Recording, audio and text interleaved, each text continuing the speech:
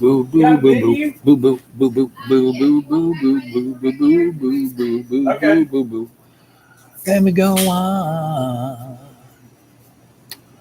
So, rock your world. This is Universal Peace Day, 1983. These are Shinto monks that came from Japan, from the Hambu that was hit by the atomic bomb. There's Willie. No, that's Alan Moore. Here's my little set inside a burned out building in the Lower East Side.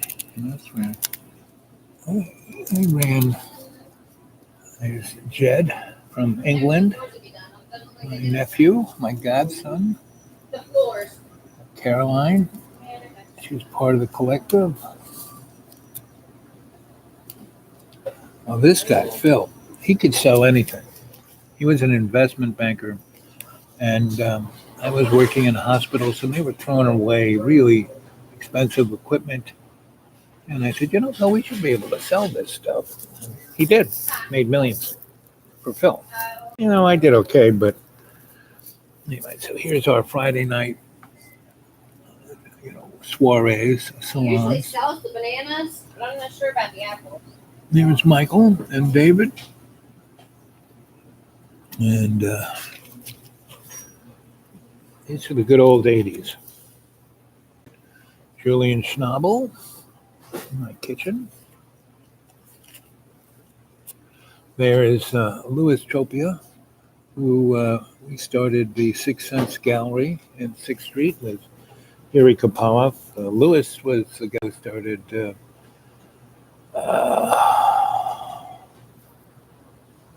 CBGBs. He was a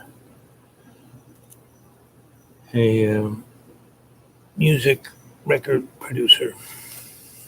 That's me, 42 years old. Being Mr. That's when I had my electric business.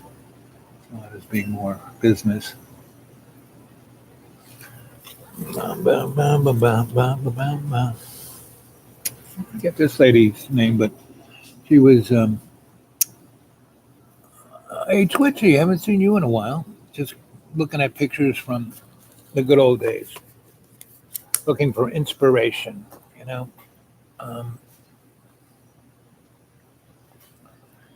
As I thumb through other YouTubes, there's some really great ones.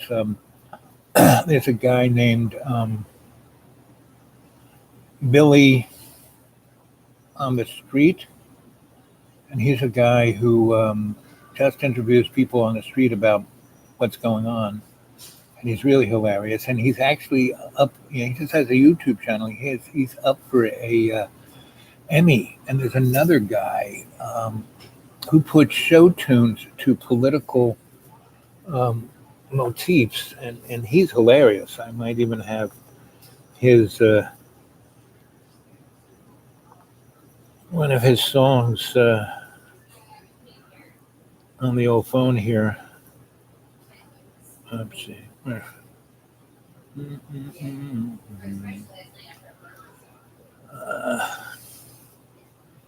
I was talking to John the other day, and he was like ballistic. I hadn't spoken to him in 2 or 3 weeks, and of course everything was my fault. But then he put up a karaoke song, and I got that song stuck in my da da da. I think it's a Bangles.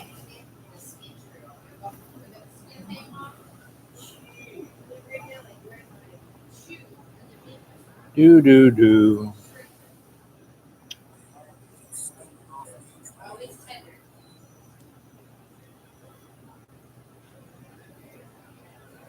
Mm-hmm.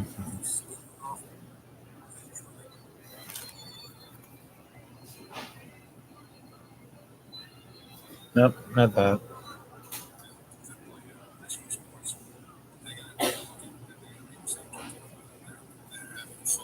Boo, boo, boo. School started. Oh. So what are you taking for school?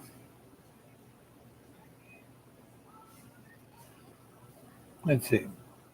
How am I doing? Me, I'm always good. Hey, I'm out in the middle of the most beautiful place up there in the deep green. Last weekend, I don't know if you guys have ever experienced that thing where the seasons change at one afternoon. The day before it was 90, and then the next day it's 75. The morning it's 52, and it can kind of change. And usually rain comes with it. And bookbinding. Oh, I love bookbinding. And so that happened last week or the week before. These days they kind of one day feels like a week, and then a week is one day. It's like time is really becoming irrelevant. And I so when it was really hot, the air was thick, and so you couldn't see the stars too well. Then it kind of became, it's not quite fall yet, but it's made that switch. Like we're about to have this hurricane hit Florida. Watch out, you know. This hurricane season has been late coming, but it's going to be a big one, and I think Florida's going to get. I had a dream last night that. Did you ever see that movie? The Day After Tomorrow. It's Art Bell and a buddy of his wrote the book, and then they made the movie. And it was about Earth changes and weather changes and global warming, and it was done in the 80s or 90s. And the first scene is some guys are up there on the ice shelf, and it splits, and one guy falls, and then the weather changes. And the interesting thing, if you go look at, those guys that take borings into the ice and they look at the bubbles and they can see what was going on millions of years ago, like it was yesterday. And when things change on this planet, they change like that. When that asteroid hit the planet and wiped out the asteroid, the dinosaurs, if the dinosaurs were still around, they'd be driving, sports cars and wearing suits. There still are a lot of reptiles left over from that time.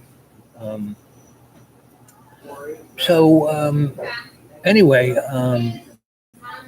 that the fact that I'm out here right in a very swirly area. I'm right where 3 counties come together and 3 states come together, and there's a ton of water swirling around with me, waterfalls and rivers, 2 rivers, 1 gigantic lake. And for some reason, the TVA has lowered the lake lower than it ever has been lowered in my experience, and it's still lowering. So I have no idea what's going on, but something's going on. So do you know why the TVA lowered the lake as low as it has? I've never seen it so. I'm not sure. I don't know. But I've never seen it this low. Yeah, it's really low. Yeah. Anyway, no one knows why, but for some reason they're doing it. It's so low, Butler is going to come out of the water. Yeah, then they don't want to help nobody. Anyway, so Uncle Bugnuts, Aaron, hey gang. So it's Twitchy and Aaron and Uncle Bugnuts. And I'm here out in the woods, and it's really beautiful. That image I sent you guys. I can't do it, I can do a short little clip off of my phone, and then, were you here yesterday when or the other day when the guy with the top hat came by and the horse? Yeah, I missed it. That was kind of interesting. He was like from another time. Yeah. He actually was. And like he couldn't believe that a cup of coffee costs $2. I think I've seen him before. He usually has his horses pull a carriage. Oh. I've seen him going up and down the road. Oh, really? It's a top hat, but I've never seen him in the store. Oh, Hmm. And I should have, grabbed him and interviewed him, but I didn't. I was just taken back because when he asked me he pointed at my car and said, "What is that?" And I said, "It's a car." He goes, "What's a car?" I mean, this guy's from another time. Anyway, so I'm watching this happen, and the fact that a lot of people kind of watch these, but I get no real comments. I go look at other people's, um, you know, YouTubes, and they get 300 or 400 comments about how cool their new haircut looks, and what color is their fingernail polish, and you know, so we're marching towards that window of opportunity, and often those windows get slammed, and then they don't open for another 16,000 years. I mean, look how long the Dark Ages were, 900 years. We were right on the edge of going extraterrestrial.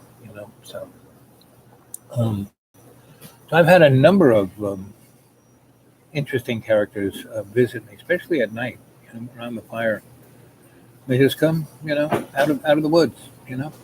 Sit down, talk to me, have amazing conversation. And I've tried to, put them on my phone a couple of times. They don't even exist on my phone. So anyway, it's pretty obvious just watching what's going on all around us.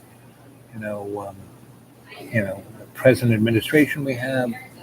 That we're going to start having death camps for Hispanic people coming over the border. Um, you know, things. I mean, telling our soldiers, our heroes, that if their kids are born, outside the country, well, they're not going to be Americans. It's like, really, and then they go, oh, no, no, no, no. I mean, for all you white people, yes, your kids will be American, but anybody else, no. Well, and when we say white people, if you're an African American, we consider that almost a white person. And it's like, what?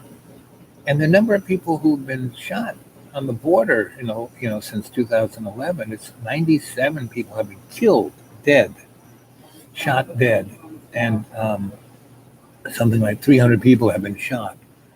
And there's a young man who was like shot right off the street, and the guy who shot him, the, the border policeman, was like, 60, 30, 40 feet above him on the other side of the fence. He put his gun through the hole in the fence and shot the kid.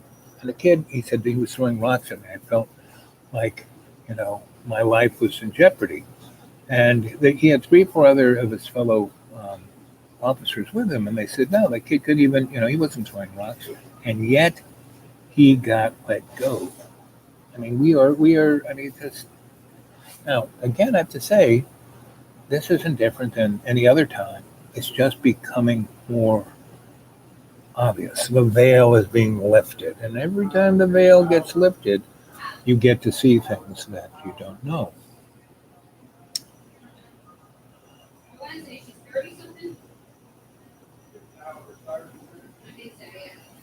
Well, the Canadian, every government has their own little shame.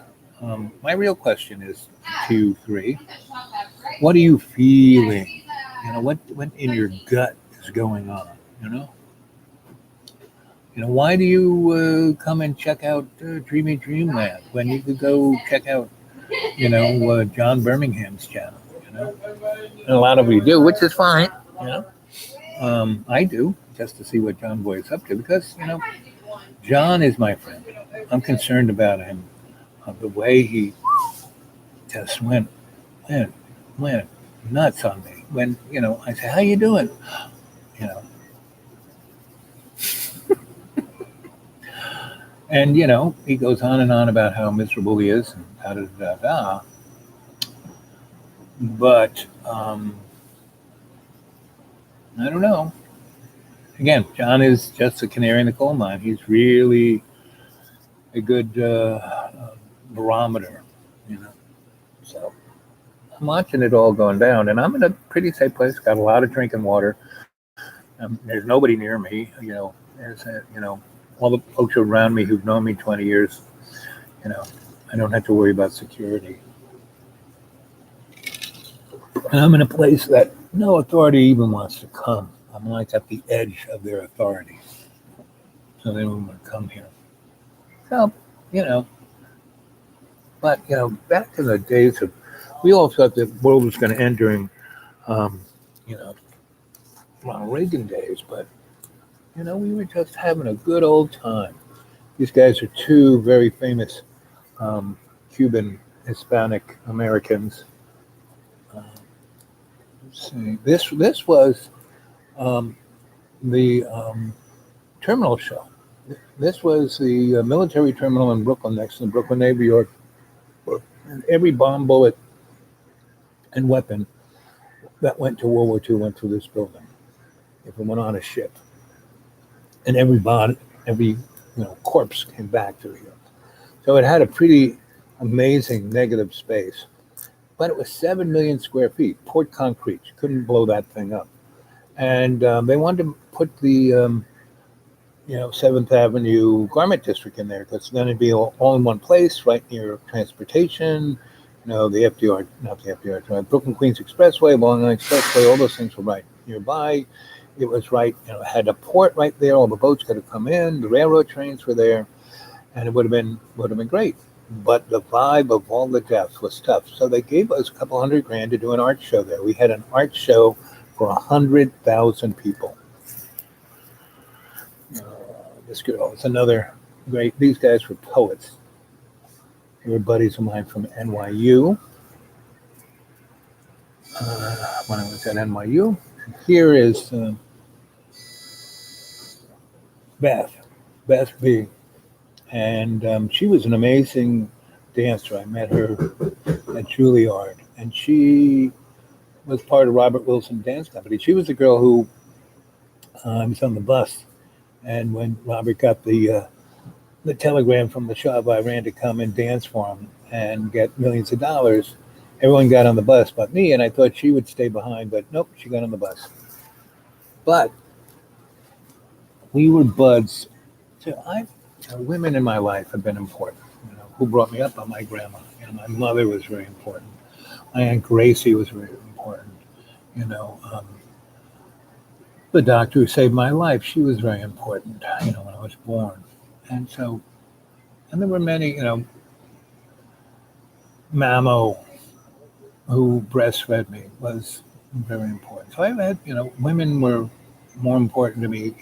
Wasn't until later in my life did men start being mentors. And so all the relationships I had with women were I valued them. I didn't view them as property. Here's Lou. Lou is unbeatable. She always kept me in line. She was brilliant. And so here's a picture of the third year we did Universal Peace Day. That's how many thousand people, 50,000 people. This is the Great Lawn in Central Park. And here is the first year we did it. And we maybe had 200 or 300 people. Right? By the third year, we had that many people. People were scared about getting blown off the face of the earth by Ronald Reagan. Plus, why we are having the issues we're having today is this. These were the wars that were going on during Ronald Reagan's years, right? And in our 50 buildings that were abandoned, that we took over and put homeless people in, we put a lot of folks in who were from El Salvador and Nicaragua and Guatemala and Honduras. Because wars were going, really serious, drug wars were there. And then, a lot of the kids who came over, went into LA and other cities and were in gangs because they had nobody, their parents were dead. They got nobody to take care of them. So the gangs in the CIA basically bankrolled those gangs. That's where MS-13 were, and then they got sent back. You know, and you know, it was all these things are right around us, and they have been around us, for as long as I've been around, and you know, and the only way to step up to it is with culture and art, you know, and kind of that's what Here's me and Alan. He's a what's it, Sarah? No. That's Alan's. He's a guy who does the big steel sculptures, right? So this is his. I wired his law firm. He had a bank down on the Bowery.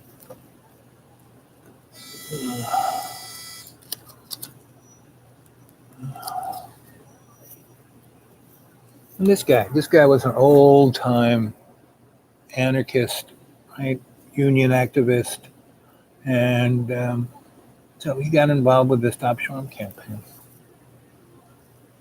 And when I was in Local 3 was still a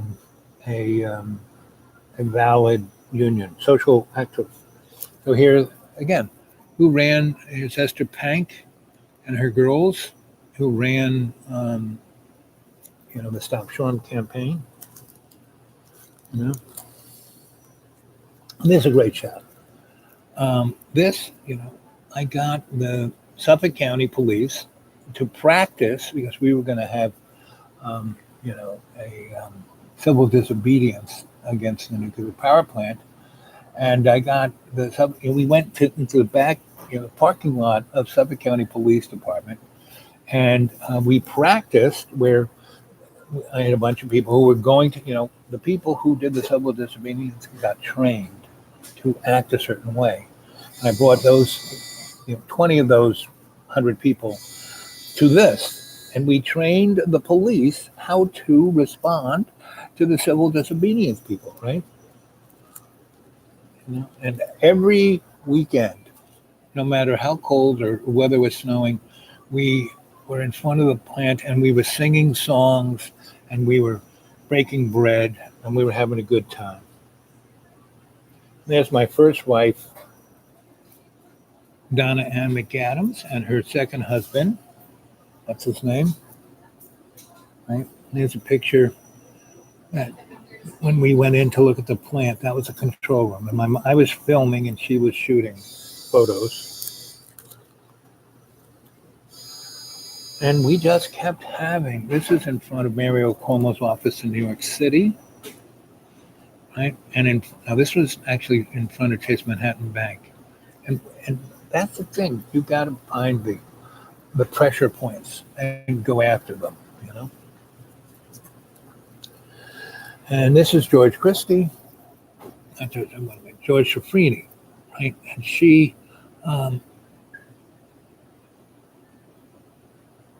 he was one of the directors of Nightline, but he loved our show Potato Wolf. So he came and helped us out, and he loved partying with us. And this is Zora Thurston's great-granddaughter, right? You should go read her stuff. Look at her painting. So here's pretty much a good chunk of the people who did Potato Wolf were women, not guys, women. Here's Mindy. So this is, and she's the floor manager. And this is a show I used to do called Potato Wolf. And this is our green room, a hallway out in front of Manhattan Cable TV studio. And she's got a book called Black Holes. And I had all my friends who were artists and part of Potato Wolf. And we did, we did the show. And one of the segments of the show was all of these I was reading this book called, I didn't bring it with me, Tesla Speaks, it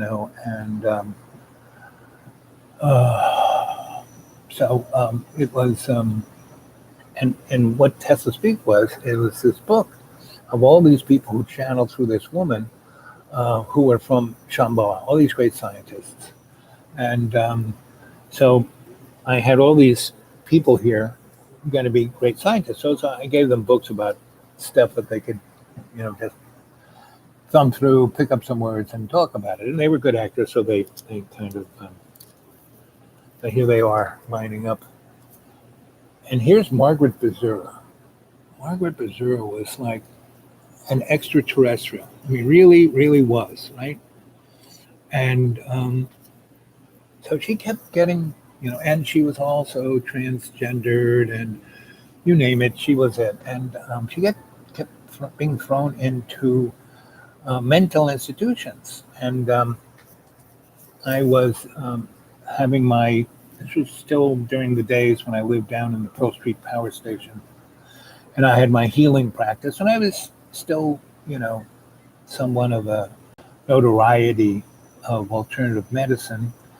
And so one of the shrinks who was enamored with my style kept bringing people that no one could deal with. And Margaret was one of them. And she was a genius, a real genius. And she's the closest thing I've ever come across to somebody like, or actually John Birmingham is the closest I've ever found someone close to Margaret. Margaret was, the thing about the beauty of Margaret was she lived what she was. She wasn't like, conflicted, like, oh, am I going to pay my bills? Oh, what am I going to do with this? Oh, mommy, blah, blah, blah, blah. I blame everyone. She didn't blame anybody. She just, went for it, And that was the beauty of it. So here's this guy here. No matter how I took his picture, he never let me take his face. And he was another extraterrestrial. And he was on the show,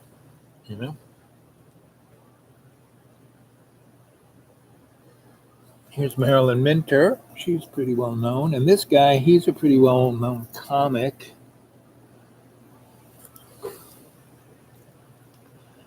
And here we are watching a tape of one of our shows. This is, half of the Potato Wolf crew.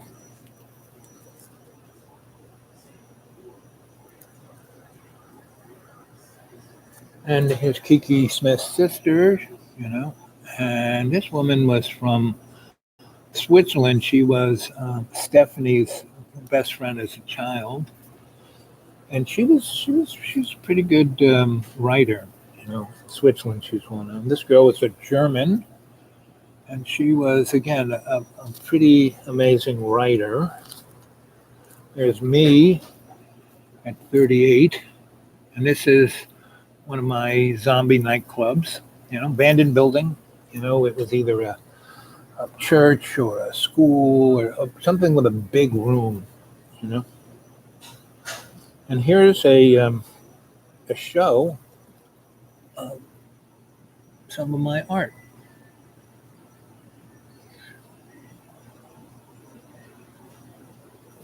And basically, my art, I was trained to be a scenic designer, right? And a scenic painter, right? So I learned to employ, and I would just staple canvas. I wouldn't stretch it. I just staple it to a wall and paint away. And I would start out with just a general idea and make a scribbling of it. And here's Cass. She's so sweetie. And there she is. She loved the bathtub. I put a bathtub in her apartment for her.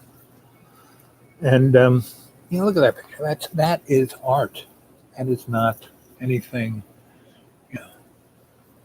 inappropriate, She loved me taking her picture. Let's see. Here's Mindy again. And I'm trying to, and she was like a Virgo, always right. And she loved the fact that I appreciated the fact that she was always right. All the other men in her life were always telling her, you sure you're, Mindy, you're right. Because she was always right. And So other than me, this guy and this guy, and that's what's his name? I'm really bad with guy names. So there's like 5 guys and like 11 women in Potato Wolf. And they, Potato Wolf wouldn't have been anything without the women.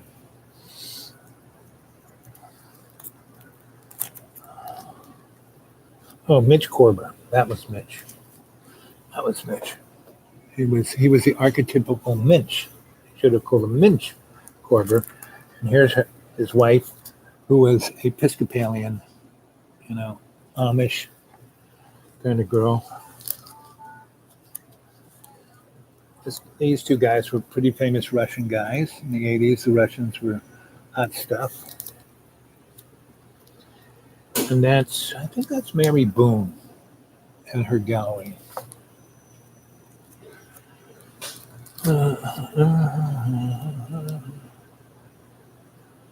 Here's a little piece. I did installation work too.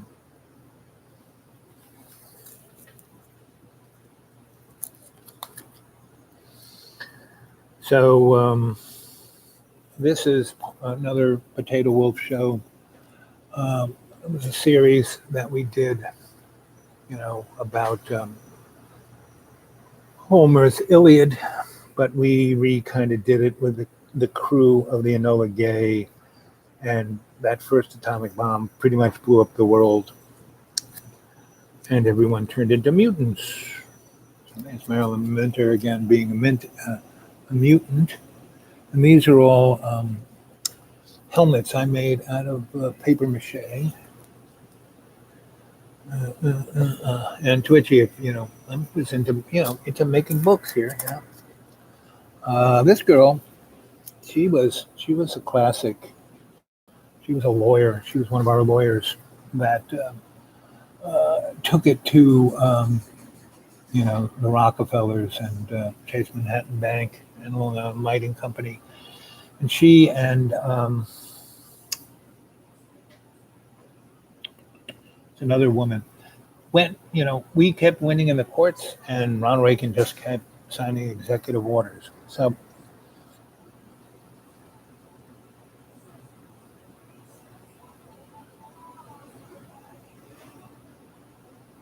you ever duel a psychic? Well, back in the day when I was part of the U.S. Psychotronic Society and the Theosophical Society, yeah, there's no such thing as a psychic. Now, there are people who are empathetic, there are people who are sensitive, but psychic, like read your mind, not so much. Now there are machines that can read your mind. Right now, I would say more than half the people who are expressing severe anger, frustration, irrationality, someone like Donald Trump,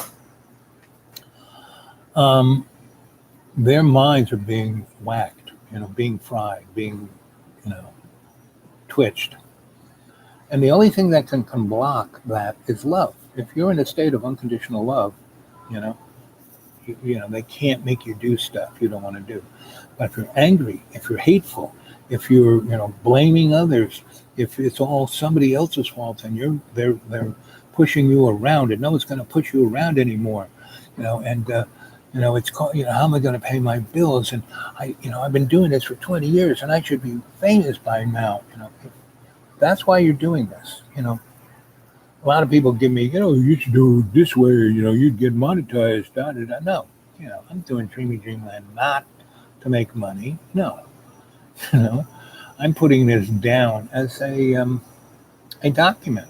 I'm an anthropologist, so I'm documenting these, last days of the, open window, potential of having something good happen. Jerry Throwaway. Well, John isn't going crazy on his channel. He is just fracturing into the multiple personalities that he is. And now he doesn't have, I'm not a stamped psychoanalyst. I'm a shamanic psychosocial cultural forensic anthropologic alchemist. And so that's how I look at things. I don't just have one frame. So John is, I keep calling him the canary in the coal mine, and that's what he is. So he's representing for us. He's doing a great service. He is showing us, the tattered field of, the veil. And the more he goes the way he's going, the more you're going to see that tattered veil, the more you're going to see the monster on the other side of the frame. And again, I love that scene from Men in Black, where they're, having a, you're the best of the best of the best. And there's Will, who's just in his sneakers and his hoodie. And the other guys are all like military guys. And, they're put in a simulation and where they're like shooting all the aliens that hanging from lampposts and such. And, Will just pops the little girl in the head with an armful of books. And, Z goes, so why did that, little Susie Q there have, you get a bullet in the head? And he goes, well, first I looked at that guy and he's just hanging from that thing. He's just pumping iron. Look at the muscles, like John. Look at the muscles on his shoulders, Then that other guy, he's got a tissue. He's got a bad cold, just like John when he slept. You never sleep in front of an air conditioner, John slept in front of the air conditioner, right in the window, right blowing right on him, and he got a cold. Now I gave, then he was like miserable for about a week, and he blamed me for that. Right? I said, no, John, what you need to do is drink a lot of water. Here's a bottle of vitamin C. And he got better in a day.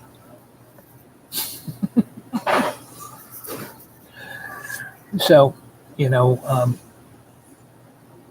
that's the bottom line. It's there is no such thing as a scary monster, It's just what's on the other side of the veil, and whether you're ready to see it, for what it is. And that's why I'm a shamanic psychosocial cultural forensic anthropologist, because I'm looking at every level of the veil.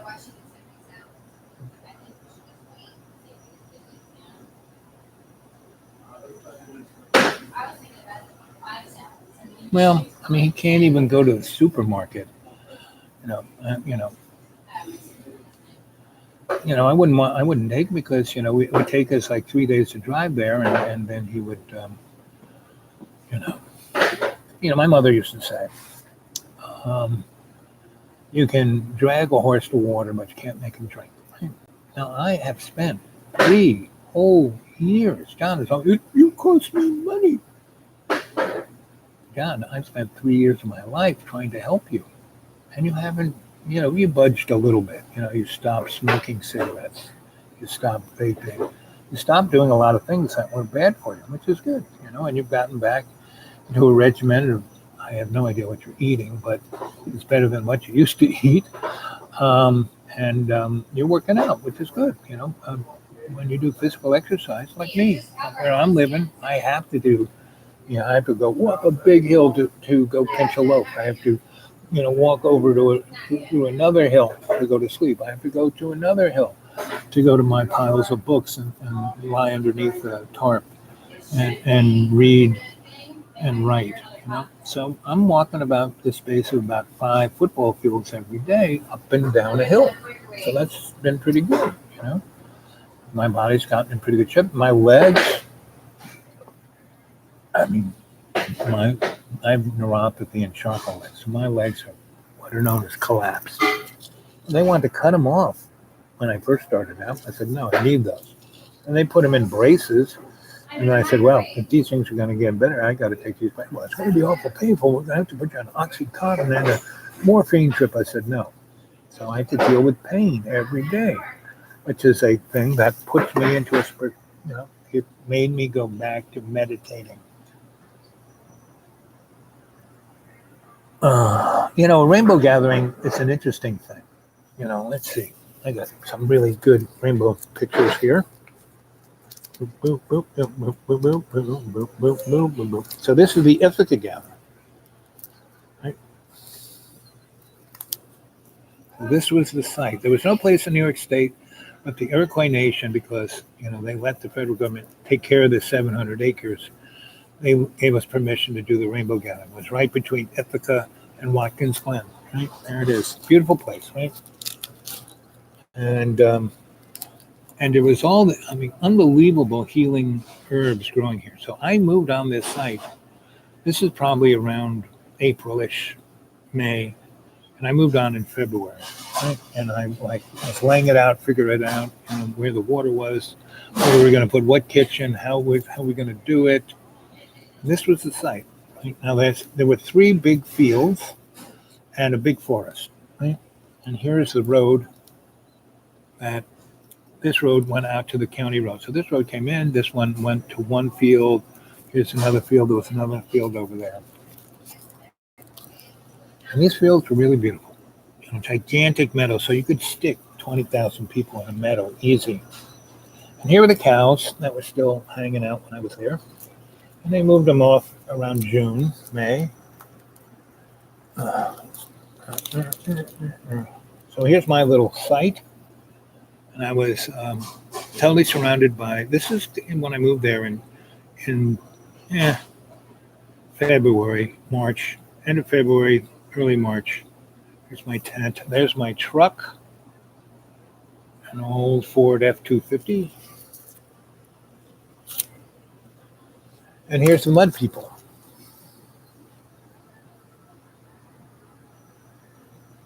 Now, if you go read XRATTED, and read the X-rated one. It's a story about a rainbow gathering. And so here again, here are the facilitators of the rainbow gathering. And most of the people who did all the work were these women, right? And this is Phil. He was, an old guy, and here's his kid. But he didn't do much except complain. Here, this young lady. Here she is right there. And she had her little boy. She was indigenous. And it was he. And this guy, he was a wild child. But he and I were like this. He would listen to everything I'd say. He'd follow. She couldn't believe that I was the first male person in that kid's life that, he wanted to hang out with. He wasn't scared of. He enjoyed, and he made him a better kid. And I got him right at the right time. He was about 3, which allowed her to become, the major. I set this whole thing up, and there were about 5 women who, once I got it rolling, they ran it,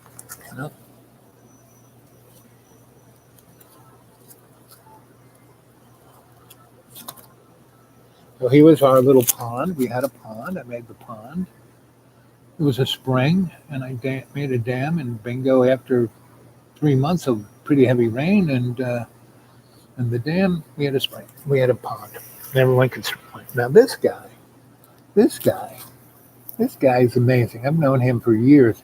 He is a true, he has the same name, born almost on the same day. We're both, amazing. And he was a local 3 electrician, but on the other side, he came from San Francisco. I came from New York. People kept telling him about me. People kept telling him about me about him. And then we met at a rainbow gathering. And what was truly amazing, so I was there. And, I was like the facilitator. I was the dude. So there were a lot of young ladies who would try to hitch their wagon to me. And I'm one girl at a time kind of guy. And but I had this bevy, and he took over, and he always did this. He showed up and he took the bevy, away from me. Not away from me, but I had that one girl, and he would take the rest of them and enthrall the bevy, So here's not bus village, but the handicap bus car neck of the woods. And it was right next to mud camp. There's one of the mud people right there. And this is 91.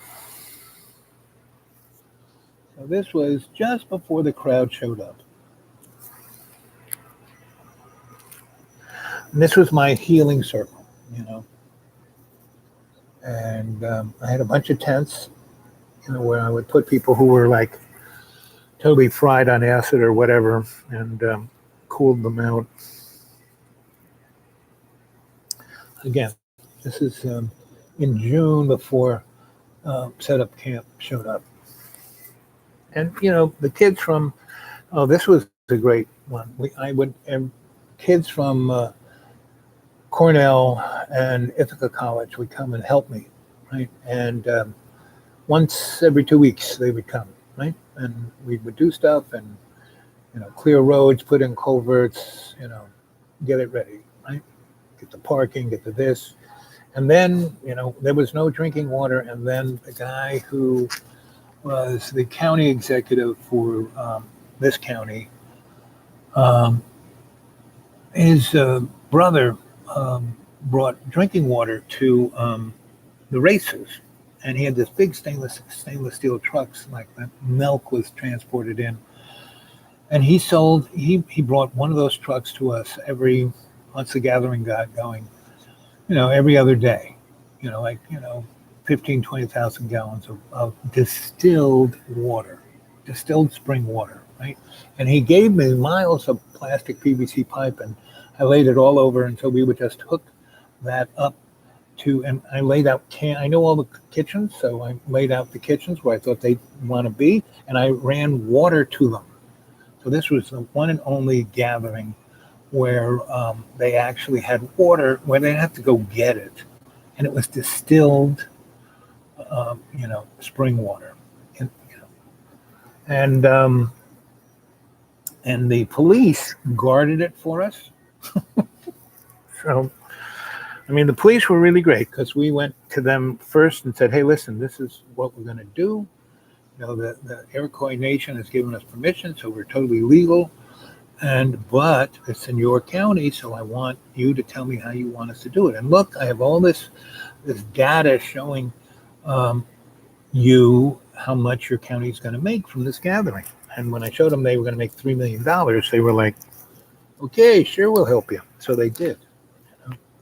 And so like DOT gave me a tractor that, you know, they used to mow the highways. And see, I mowed all of the fields that the people were going to be in, because there are other fields like this that I didn't want them to walk in because of all these healing herbs in them. And I wanted the herbalist to, you know, have access to them. And there's a guy named Second Song, you know, he was from this neck of the woods, and he was a young man at the time. Now he's like, ooh, you go to Asheville, North Carolina, he's got his healing school there. And so he was, you know, he was part of this. So he could tell you the story. Ask him about Owl. Anyway, so I mowed that. So when the people came in, it was like a golf course, you know?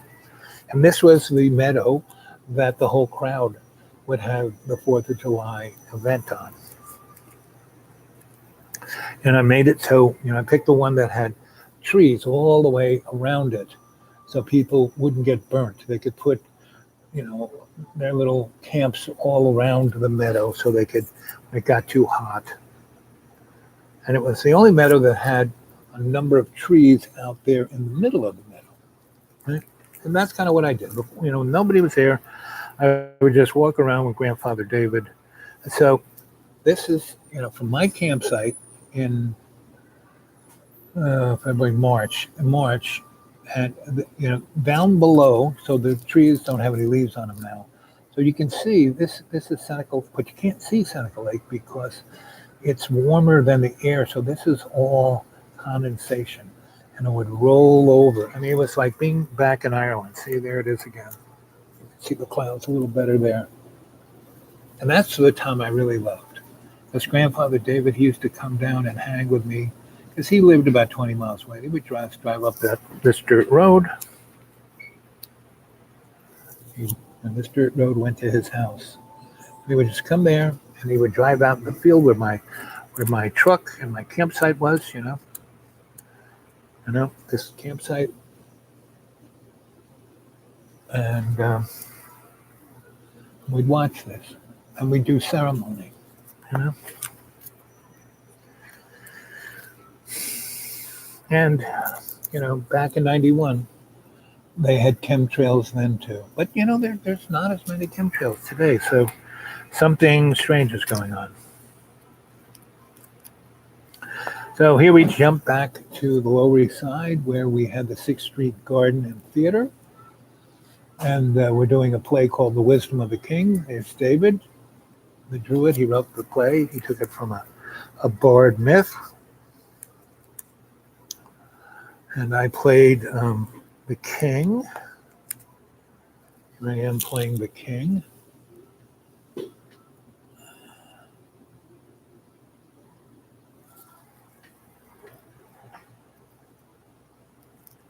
And that was my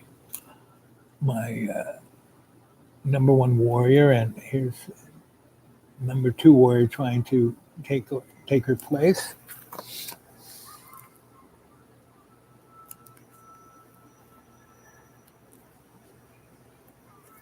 And there's Garrick Beck, my grandfather of my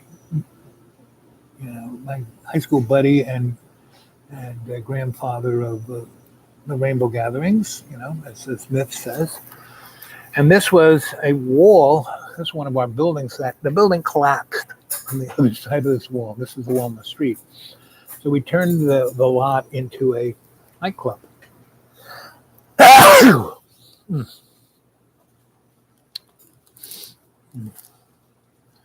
here we go. This guy is one of the time travelers from the Montauk Project, one of the doctors, one of the scientists, Brown. And this is Preston Nichols, right? And this is our little science group of the U.S. Psychotronic Society. And we did all kinds of interesting things, And here is a conference we did at the United Nations. And I was part of helped start a thing called Alternative Technologies with a NGO, and this was one of the first internet conferences around the world about technology. And we had this again. This is at the UN, and this guy is a physicist from Los Alamos, and we're talking about time travel.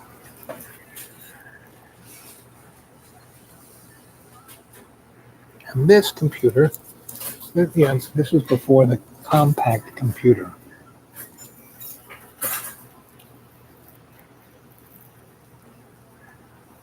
And so we did, so I'm the guy, so everyone's wearing suits, and all of these guys work at the UN, right? Now I'm the guy who started the NGO, and these guys are the people who they didn't work under me, but they were the administrator type of people. But I was kind of telling, okay, we're going to do this. And I had the authority to tell them, and this is how I dressed. Not like this guy.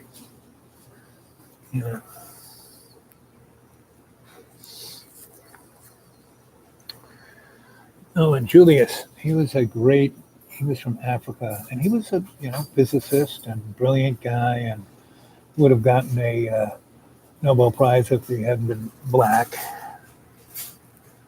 Again, we're talking about field theory here and how to make a dimensional event horizon. And we did that right there, These girls came out of it.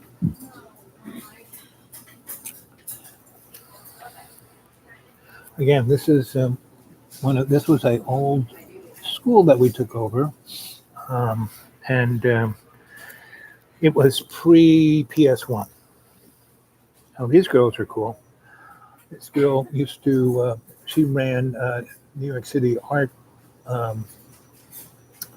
She was like Niska, but for the city. And she was one of the people who helped start the Brooklyn Academy of Music. And I took her and a bunch of other people to Ireland. And here we are. And there's Alex. Alex was always on the edge. And he spent years in Nicaragua during the revolution, you know. But he was a white boy from Connecticut, came from a pretty well-to-do family. So did this guy. He came from a very rich family, but he always wore Brooks Brothers, except, you know, when he was hanging out.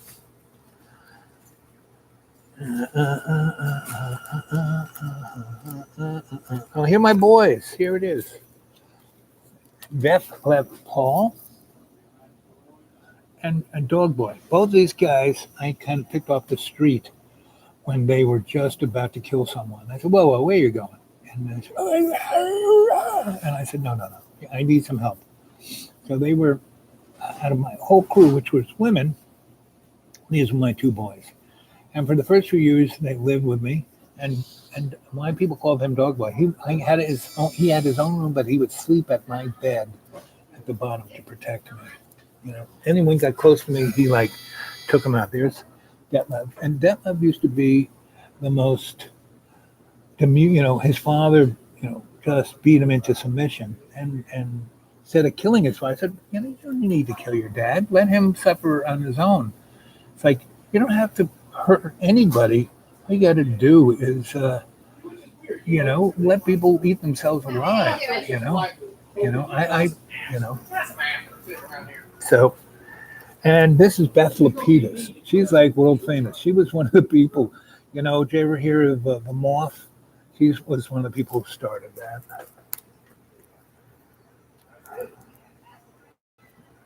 And there's Judith Molina and the Living Theater.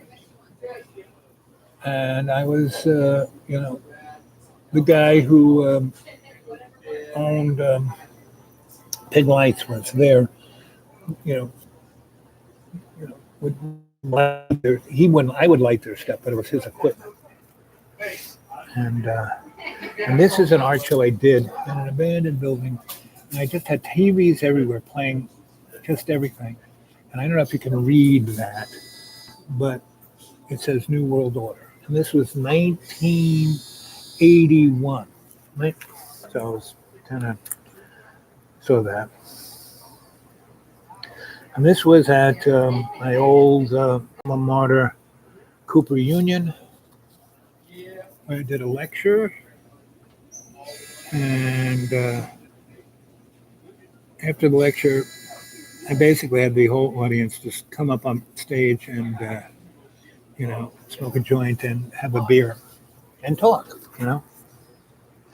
Again, here are the boys who did Potato Wolf, but the women really made Potato Wolf. These guys, you know, went on and did MTV. They started MTV. And then it was taken away from them.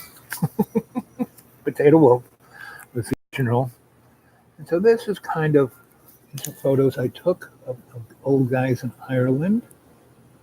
And I always mix my photos, my art, and my writing together. And I would kind of show them all together, you know.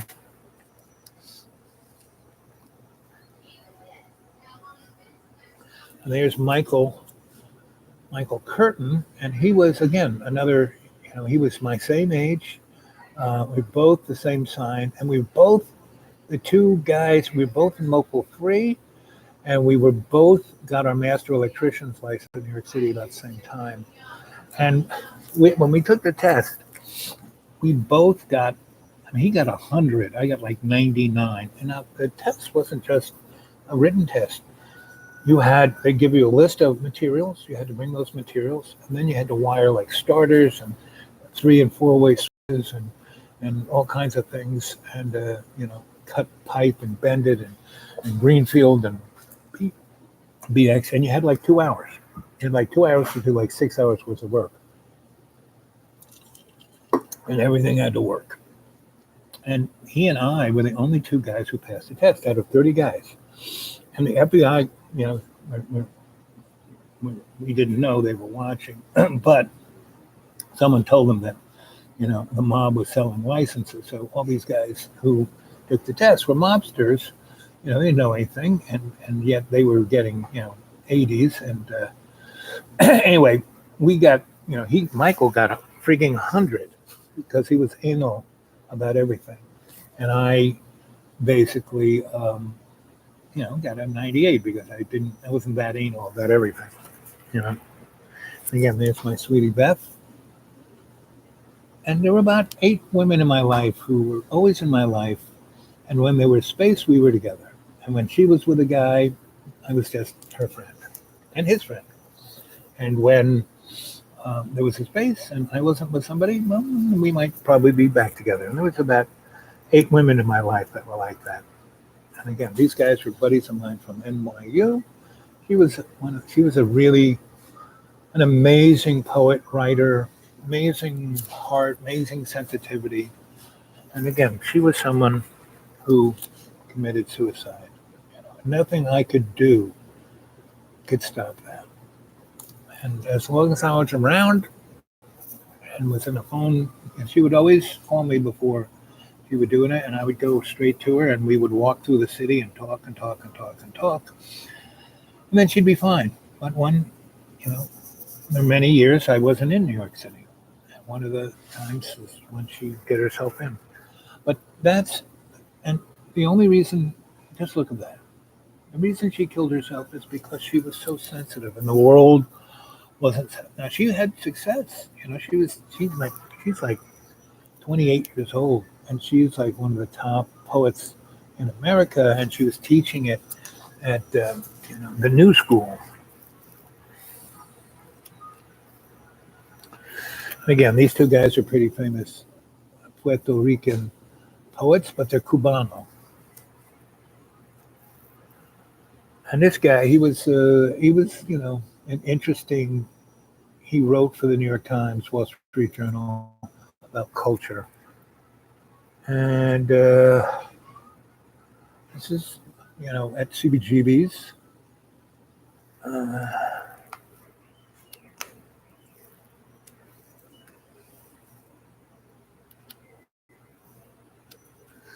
And this guy, he was a professor at NYU. I kind of would loosen him up a bit.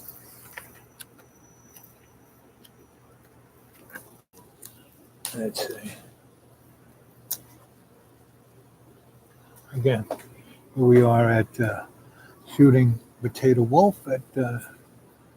When we did Potato Wolf, it was Thursdays. It was a 90-minute show, and we called it Must See TV. About 6-7 years before NBC picked that one up. And there's Mitch. He was great at the Chiron. And there's his wife. She had a killer sense. She was, like I said, she was Amish, and she had this wicked sense of humor. And this was a restaurant. It was called the Triangle on the Square down in Tribeca. And it was right near the Pepsi Diner.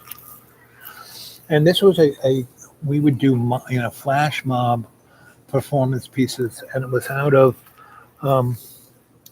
George Caprini. No, George. What was George? He ran Theater for the New City, and you saw him on. He was a big Law and Order actor.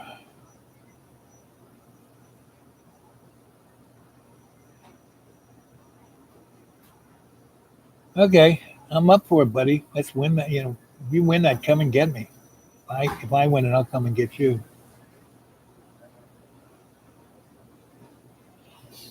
In the 60s, I hung out with all these people who the authorities wanted to know about, right? And they were just artists, poets, and so I trained myself not to remember anyone's name.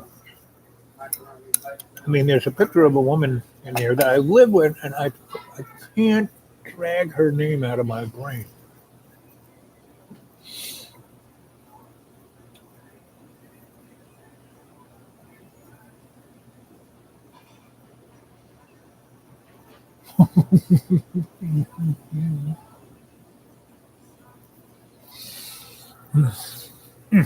Yep. So I'm good here. and come here and have a really great meal for like $8 and sit here all day long. I got really good Wi-Fi, much better than the IHOP that just crashing yesterday.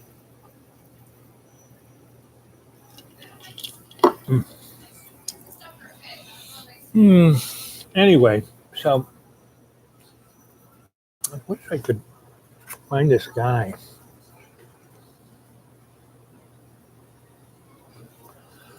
I mean, and the other interesting thing around here is radio. I mean, I get no TV, no radio, no internet. I have to come here. I have to drive about 10 miles to use their internet. Soup beans. Anyway, well, late at night, I get ETSU FM station. Really good shows. Alternative radio, great show. So you should go, alternativeradio.net or org or .com. Been around forever. I got a ton of amazing shows. Interviews with Howard Zinn and you name it. And, Terry Gross with Fresh Air. And another great show is New Dimensions. I have a New Age show, but they have really good people on it. The level of Joseph Campbell. And there are a couple other shows that are really good too. One of Your Daily Constitution, Democracy Now. Democracy Now is really good. A little self-righteous, but that's not bad.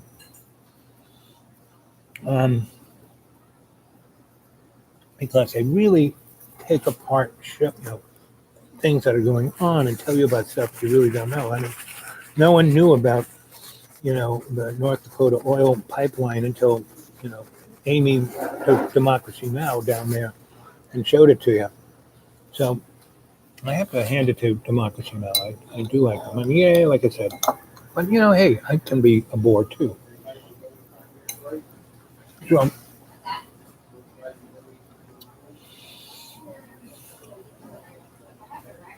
yeah, Linda Moulton House, she's great. So is David Icke. So is Maxwell Jordan, or Jordan Maxwell, whichever way that goes. She's really interesting.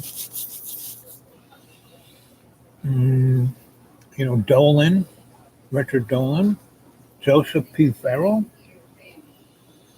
They're all very, very, very interesting to listen to. And you can just go on YouTube. They all got YouTube channels.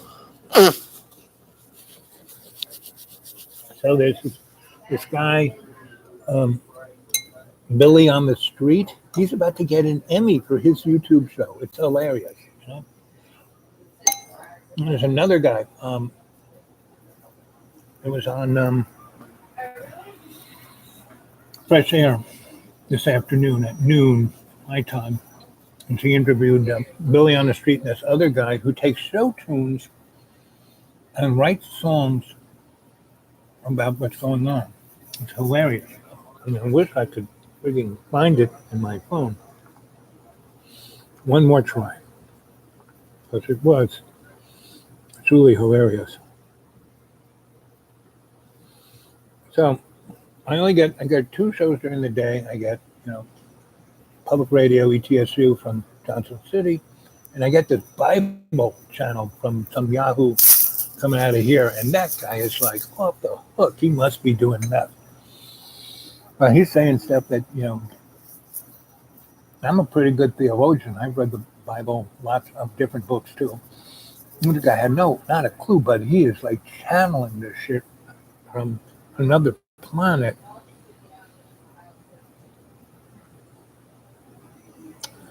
It's pretty interesting stuff. They just make that decision. Did you identify that cycle you described, injury,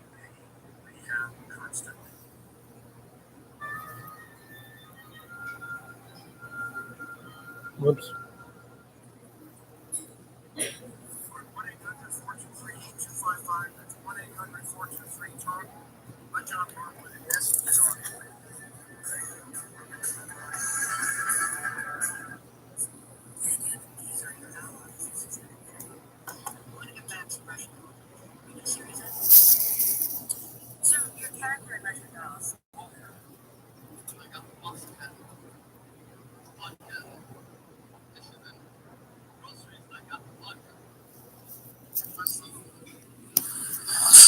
Heavy. I turned that girl up. Set that down. And I said, turn the TV on over there, then hook that up. Anyway, I can't seem to find it. It'll take me some time. I have to sift through those shows. So I'll find them and play it tomorrow or Sunday. Sunday is probably how my next show. But guys, I feel left out. No one ever leaves any comments on the comment side there, right? And so, except for John, he leaves me comments with, you're doing it all wrong. You need to because John wants to think about this show, making it big, going viral. Well, that might be nice. I'm here to bring you a message for you. So it affects you, even if it's just one of you. Because I know these shows are going to be in history because, guys, I keep telling you, save them on your thumb drives, on your hard drive, CD-ROMs, and go get yourself a dartboard. Go darts at it and get a number. Either a number, or 15 or 100 and 2 or 300 or 400, because I got almost 700 if I don't have 700. I do. Yes, John's probably biggest chemical issue is caffeine. Because I got him to stop doing it and got him to a nice plane here where he was happy, where everything was okay. But then he just kind of couldn't motivate himself. So he started doing lots of coffee and he started working out like he's working out now. And how's that working out for him? That's the only thing he can motivate himself to do.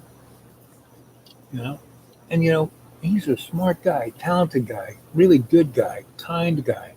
But once he drinks coffee, he is off on another planet of anger, mean. I mean, that is like they programmed him. Okay, John, drink coffee and then you'll be a psychopath. But he's not a psychopath. He doesn't represent any of the. He's got a trillion neuroses in him, but he doesn't represent what that is. Anyway, he should just lay off the coffee. Me, I can drink coffee, but only so much. I have a good barometer. If it starts giving me a little wobbly tummy, well, then I got to lay off the coffee. But it doesn't really affect I can sleep through it. So, no, he's not mentally ill like you, buddy. No. Buddy, not even close. Yes, buddy, you're a family jewel. You're a sacred icon. You are you know what I mean? John is kind of boring because he's all about himself. You're not about yourself. You're from infinity to tomorrow.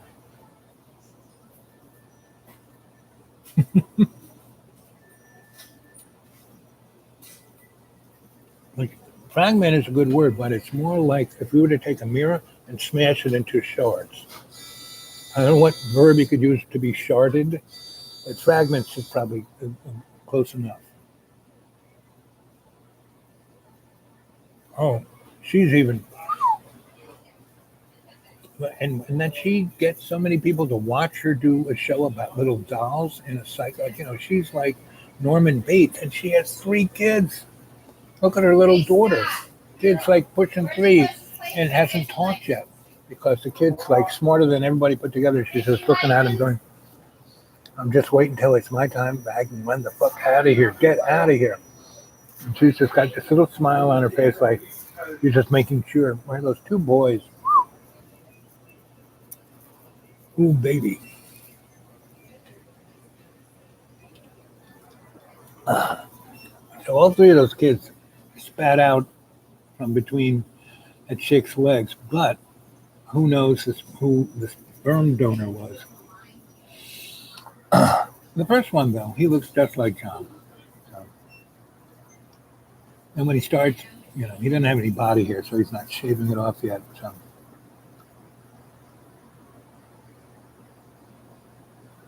And that's the other sad thing. No, he's not really. I mean, I really don't know. Who knows?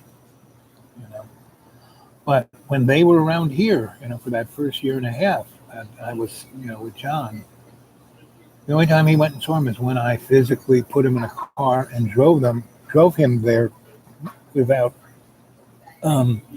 telling him. And then I would go, he would be like frozen, and I'd have to take the key so he wouldn't drive away. And then I knock on the door, and the girl would show up and said, "Hey, John wants to see his kids," and she's fine. She'd be like at a point where she didn't want anything to do with them.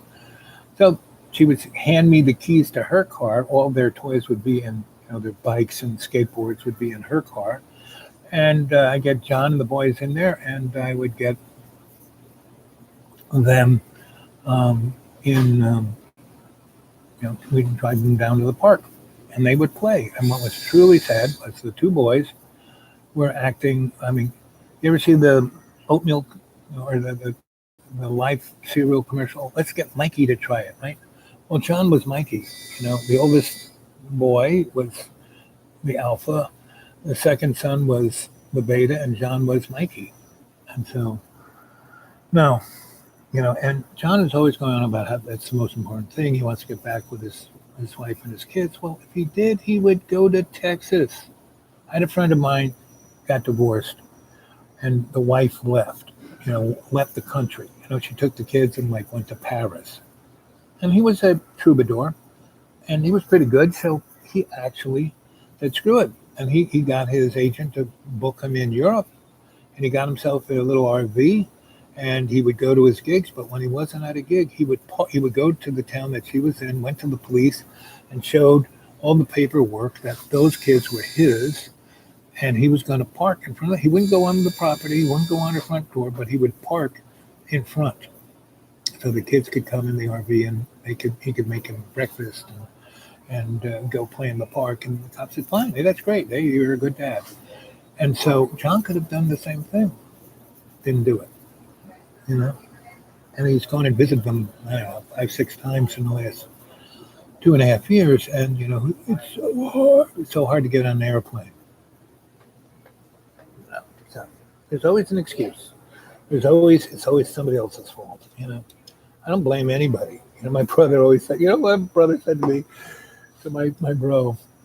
So we go way back. We shared a room from, so actually he and I get, along amazing. People can't believe it because he is so different from me, but he really isn't. But anyway, he always gives me, he goes, well, when things get too bad, just pretend, just go to a bank with a squirt gun, try and rob it. They'll take you away to a federal jail, and, they'll put you in a nice room and give you health care, and you'll be warm. And he's been saying that now for the last 3 years.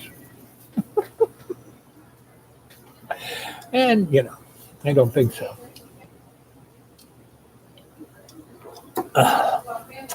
But anyway.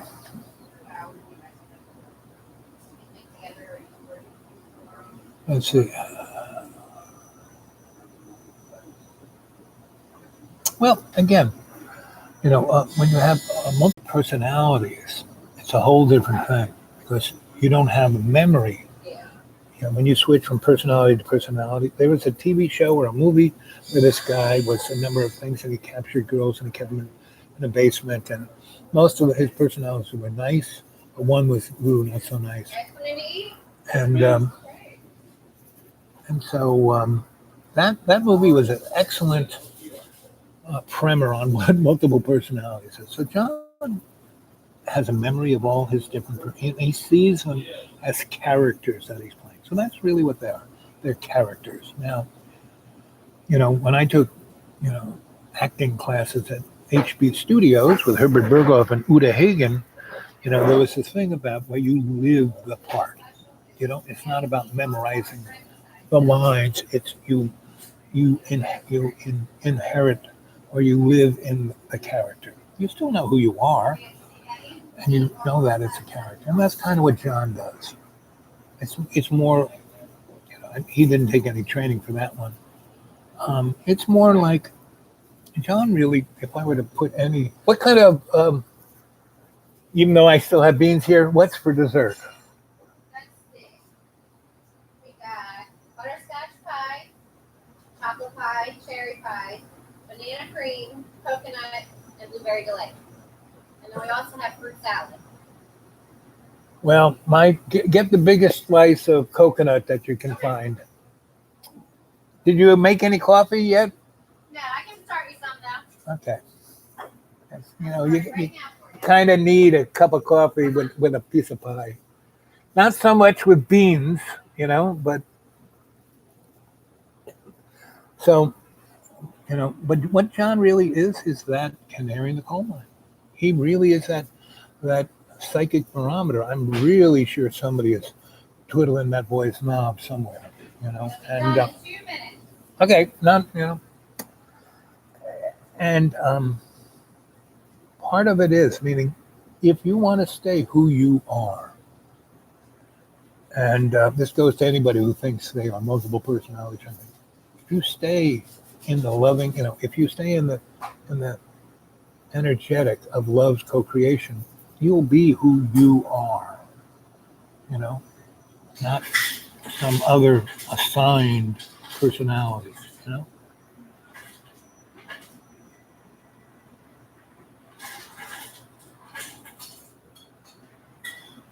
Now the butterscotch, it's like I have diabetes. It is the most sugary thing that is in there. Whereas the coconut cream is more cream, so it's. I would go into sugar shock if I had the butterscotch. It's really good. I really like it. I'm with you, buddy, but I don't want to keel over.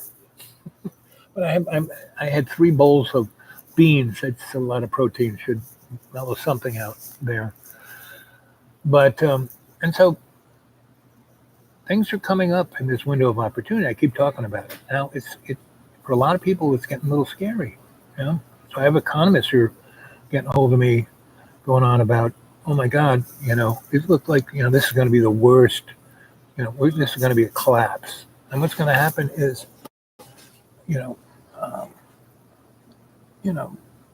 Donnie is just doing, he's got a wire in his head, and he's like going back and forth like a ping pong ball. Is that, the hidden hand is pulling his string, that's for sure. So people are making lots of money. He says one thing, the market collapses. People buy a bunch of this, and then he says another thing, and it comes up 300 points. They're doing that. But the market is hollow. There is no value. There is no real essence there. And so, he goes on about how China and the EU has been stealing from us, No, this guy has not a clue. When the balance of payments, when we're buying more stuff from them, what's happening is, so we get all of this stuff in Walmarts and flat screen TVs, etc., and BMW cars, and we're giving these countries our treasury notes. All they are is paper. And the only reason why these people take them is because we have the euro, the oil dollar. And as soon as the oil dollar goes bye-bye, and that's why, the technology of, Tesla been around since 1870. We don't need to burn anything. But they want to pump why do you think they got fracking going? They want to squeeze every bit of hydrocarbons out of the earth and get us to pay for it, right? and deforest the earth and change everything because they're already out in space. They're already living on L7s. Go Google L7. These are 7 positions in our solar system where gravity is. You can stick something up there and it'll stay there. And we have these platforms that have 2 and 3 million people in them.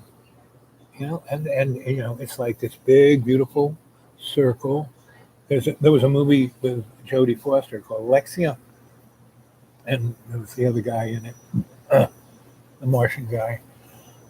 Anyway, and those things are already up there, and the uber rich live up there, and really rarified atmosphere, and the perfect everything, and the whole thing is green and beautiful, and trees and lakes and everything, and they don't have to work because we're their slaves. The whole thing about capital and labor.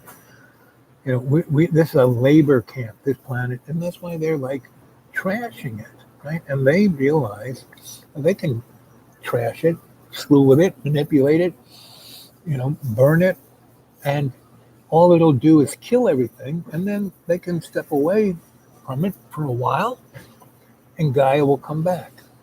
Now, this isn't the first time this has happened. Thank you. Want the ice for your coffee? Yes, and a hot one too. Okay. One of each. Sure. Thanks, babe. You're welcome.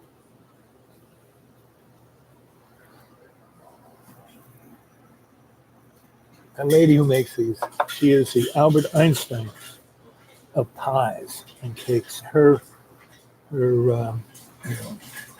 German Black Forest cake is. They should be in, where the French fries are, they should be in that basket behind it. So they can jump down.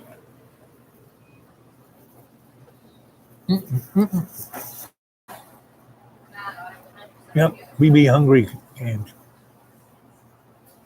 Yep, Hunger Games. That's where we're going. Yeah, that's why they made the movie, to give us a precursor so we know how to play the game. All these, you're the best, girl. Is that Okay. enough creamer for you? Yep. All right. I'll take a little straw if you got one. Little what? Straw. Straw, sorry. Oh. Yeah. You're ahead of the game. It's interesting. Have you noticed how Donald Sutherland, who played the president in Hunger Games, looks just like Mike Pence?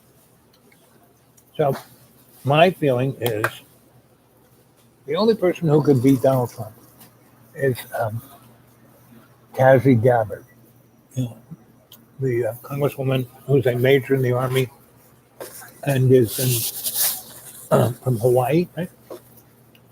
And she's an indigenous person, And she's the only person.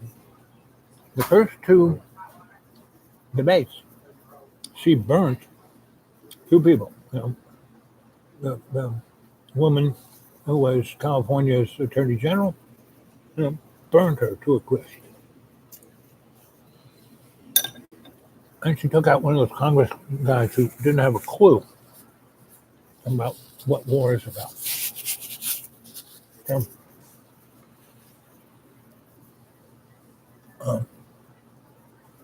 so both times she was up on that debate stage, more Americans Googled her than all of the rest of those guys on both nights put together. She got enough people to give her money, but she can't get the guys who do the polling to say she's above 2%. But when you look at all the people who've given her money, right there, it's about 4%. So she didn't make it. So right now, she is serving, she's still in the army. So she was deployed. So she is in Kuala Lumpur or someplace. And she is, she's not giving up on her responsibility of her, she's a major. She has people, in her troops, her cadre, who depend on her. So she's not going to say, oh, I'm running for president, I can't show up. She gets deployed. She goes. with her people. Now, right there is a person who's represented. That's the person you want to be your commander in chief. You know, that's the person you want to go to the G7. Somebody who has a gravitas. So, I can only person could be more on board. And the quickest way the Democrats can lose is have Joe Biden run against Donald Trump. Joe Biden runs against Trump because he lies as much as Donald Trump does. Not the same way, but just as much. And also, he's a crook too. You know, he's vice president. His son went along on Air Force Two to all these countries and made deals for billions of dollars and split it with his daddy when he got home.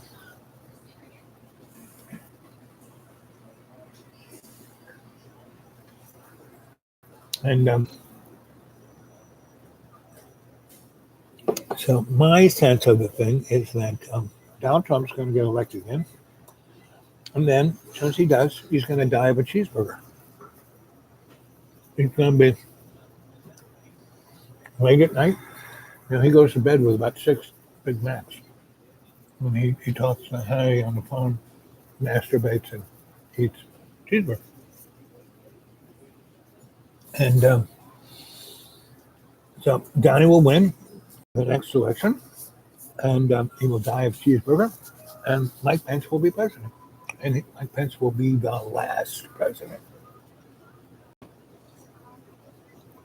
And there'll be, you know, he will just be, you know, they will get rid of the Congress and the Senate. It'll be just, you know, the same kind of Congress and Senate that were in Star Wars, you know. And, you know,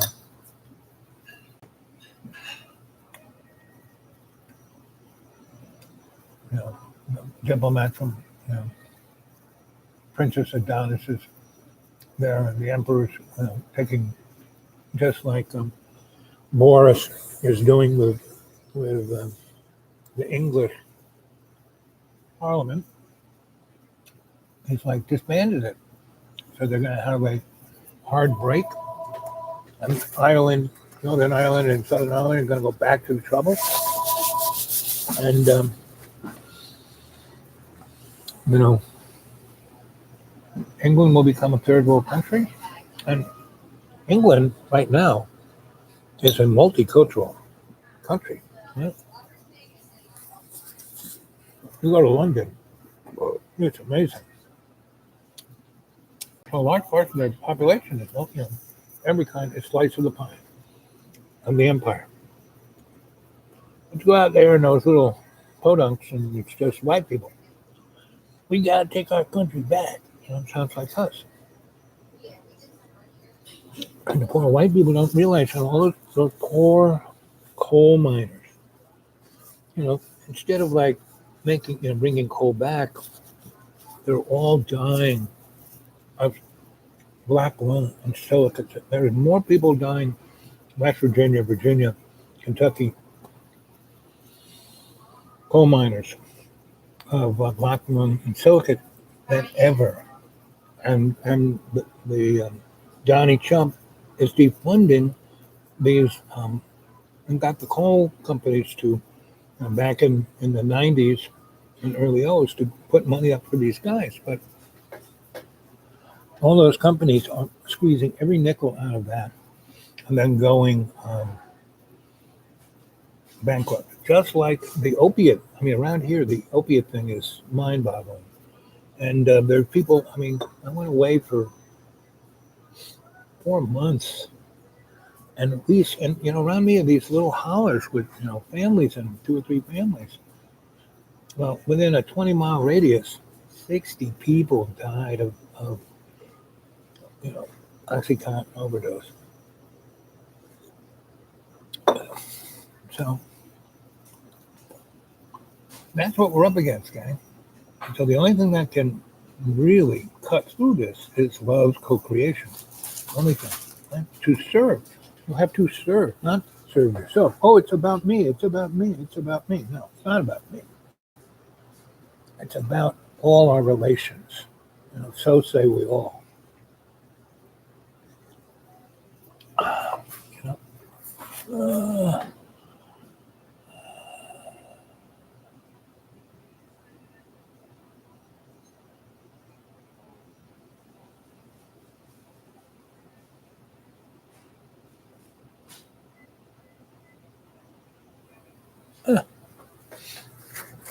Well, my life, first off, I've died a lot of times, 6 different times. So I'm not scared of death. As Buddha said, death is like slipping out of a tight slipper. No big deal. Many mystics have said that it's way more painful to be born than to die, because you go from this really great environment where you're weightless and everything's taken care of and warm and sweat and you're feed. Right? That's all good. Then you shoot out and there's all this gravity, and the first thing you know, you pee yourself and then you crap yourself and you scream and you hurt your ears. And I know I'm not going anywhere because I'm here to serve. Love's co-creation. When my time of service is over, then I can go home. I'll be fine. If anyone showed up, man, they had a car and they said, let's go here, I'd be there. No problem.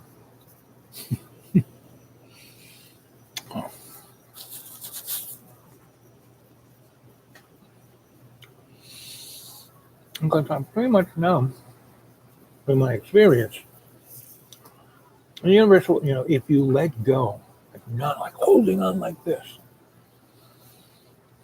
then everything works out.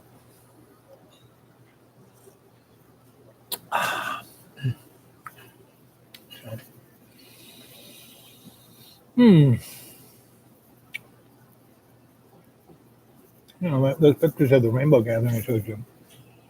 I was at Cornell, and I was very nice, happy doing what I was doing. Reading books and talking to people about things they wanted for me to think about. So I'd write my white papers. We'd talk about it and drink tea, and very nice, right? And there were tons of different people. The difference between Cornell and Ithaca College, big difference. And Cornell was a big magnet of every kind of very interesting thought, in literature, in physics, and everything. Cornell is one of the largest. If you go to any national laboratory, there's a Cornell Avenue Boulevard. It's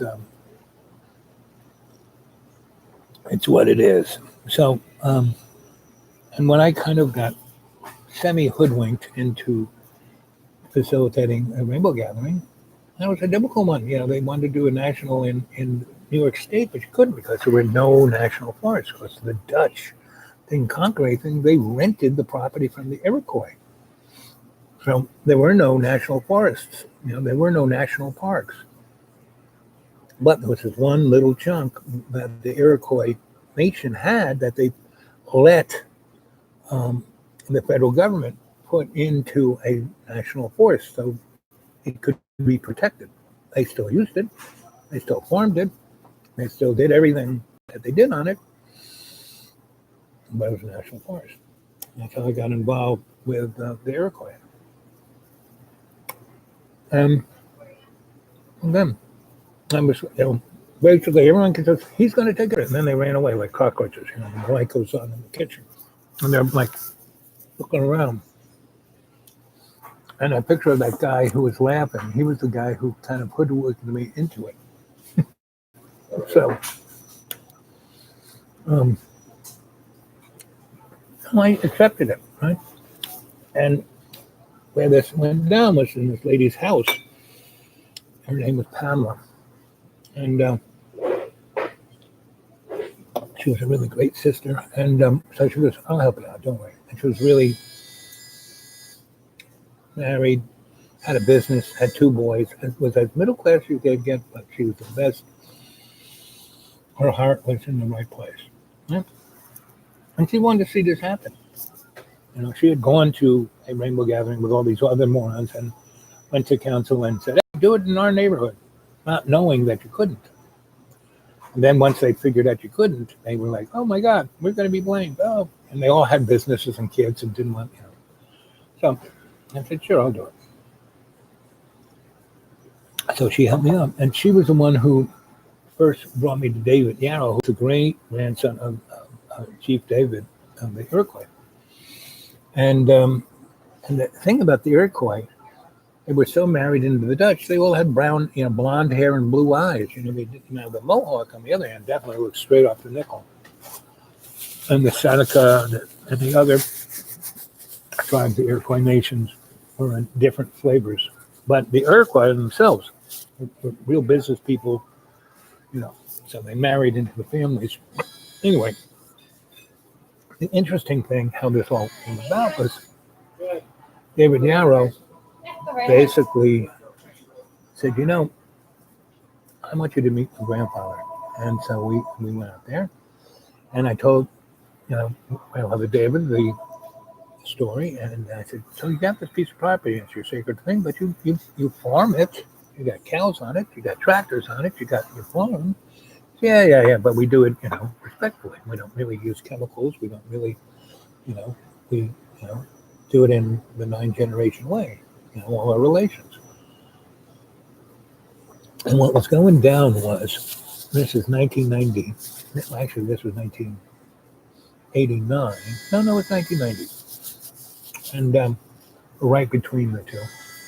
And the since the Dutch had rented the state of New York from the Iroquois nation, they did it in perpetuity, which meant in Greek forever. But in the 1870s or 1890s, they changed it to 99 years. So the 99 years I was coming up was, 90, right? And so the way the contract read, about 3/4 of New York State was going to go back to the Iroquois nation. Well, that was never going to happen. So they had to cut a deal. And so they were going to court, Supreme Court, in Syracuse. So I got, David Yarrow convinced me to drive Grandfather David in his big Cadillac Eldorado. He couldn't see anymore, so I drove him, at least 2 or 3 times a month to Syracuse. And that would be a good 2 or 3 hour drive for us. We talked about everything. And that's where he told me all the stories of the nation and how it got there and the connection of all our relations and the whole that I go on about, right? Well, I had gotten this from other folk, again, Grandfather David of the Navajo that I studied with in the Four Corners in 1972 and 3.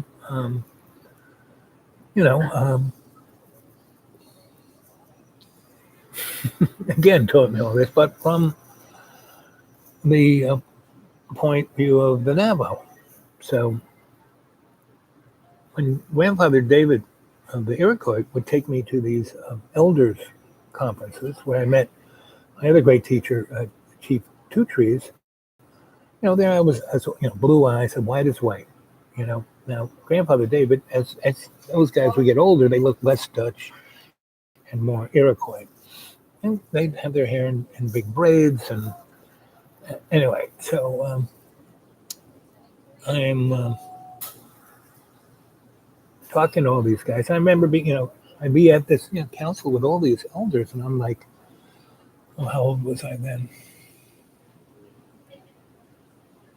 I'd be 90. I guess I was 40. No, I was 30. And we're somewhere between 30 and 40. And they said, so who's this kid? And he'd always say, it's my grandson, which means something, right? So, okay. So,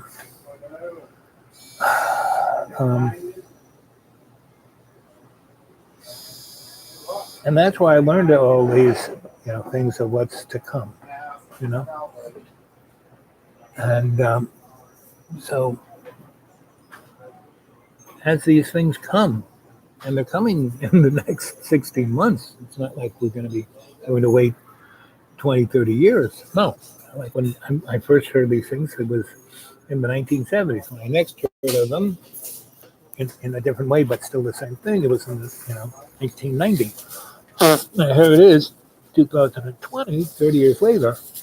Well, we're not going to be waiting another 20, 30 years. It's just a matter of months.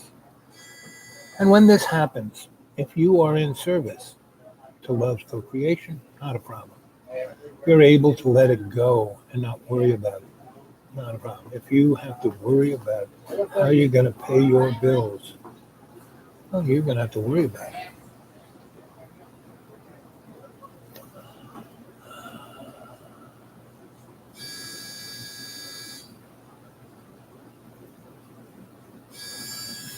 Well, just because you're not scared of dying doesn't mean that your body doesn't have every morning I wake up and scream in pain, but I kind of embrace it. I don't, I let it go. I meditate for, somewhere between 15 minutes and an hour, and then I'm good to go. The pain is gone. And I didn't have to take an aspirin or an ibuprofen or anything stronger. I just meditate. So, and I don't like the cold. I used to be a snowbird. So just because you have, you like something over something else doesn't mean you're scared of death.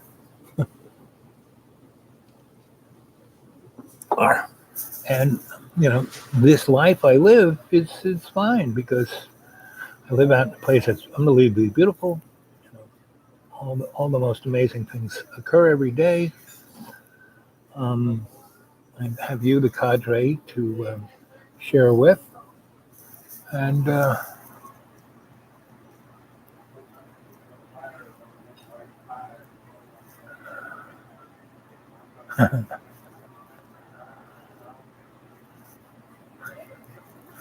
well, Twitchy, if you didn't realize that Yo-Yo doesn't make any sense, then that's he doesn't, or it doesn't. It's an it. You can't tell what gender it is, but it's it could be who knows what it is, and that's why I basically kind of ignore Yo-Yo, because there's nothing to Yo-Yo to get bothered by, and because Yo-Yo only says semi-mean, cruel things that have no relevance. It's irrelevant because, and it's Yo-Yo. The other thing about Yo-Yo, it never talks about itself. So that's why I have a sense that it is a representative bot of the powers that shouldn't be, and it tries to break up the cadre, but it's not a big deal. If it is a entity, a conscious entity, and not just a kind of responding whatever, then it would speak to its pain, speak to its vision, as all of the cadre has. Virtually all of the cadre, when they first showed up, had a lot of rough edges. But because I would, people say, oh, we have to get rid of that one. Oh, it's so, no.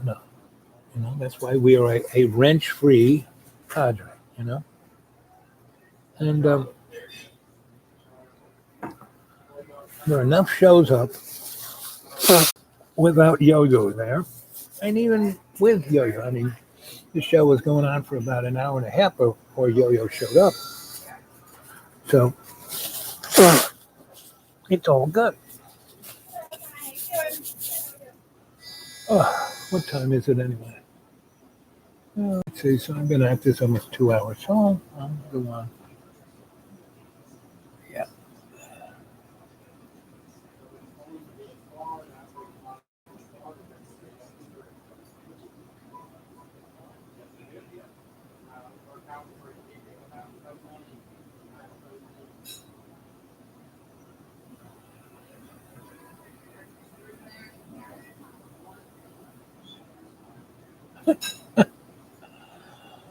Uh, anyway, Yo-Yo, you shouldn't try and go beyond your programming. As they say, Yo-Yo, garbage in, garbage out. Or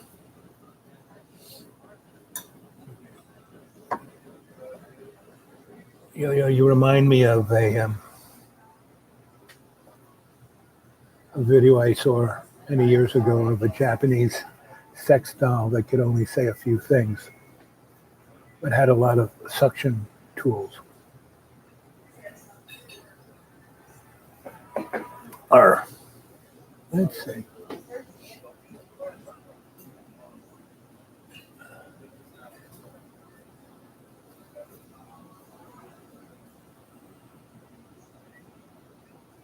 Well, I stopped off this university with one of my white papers.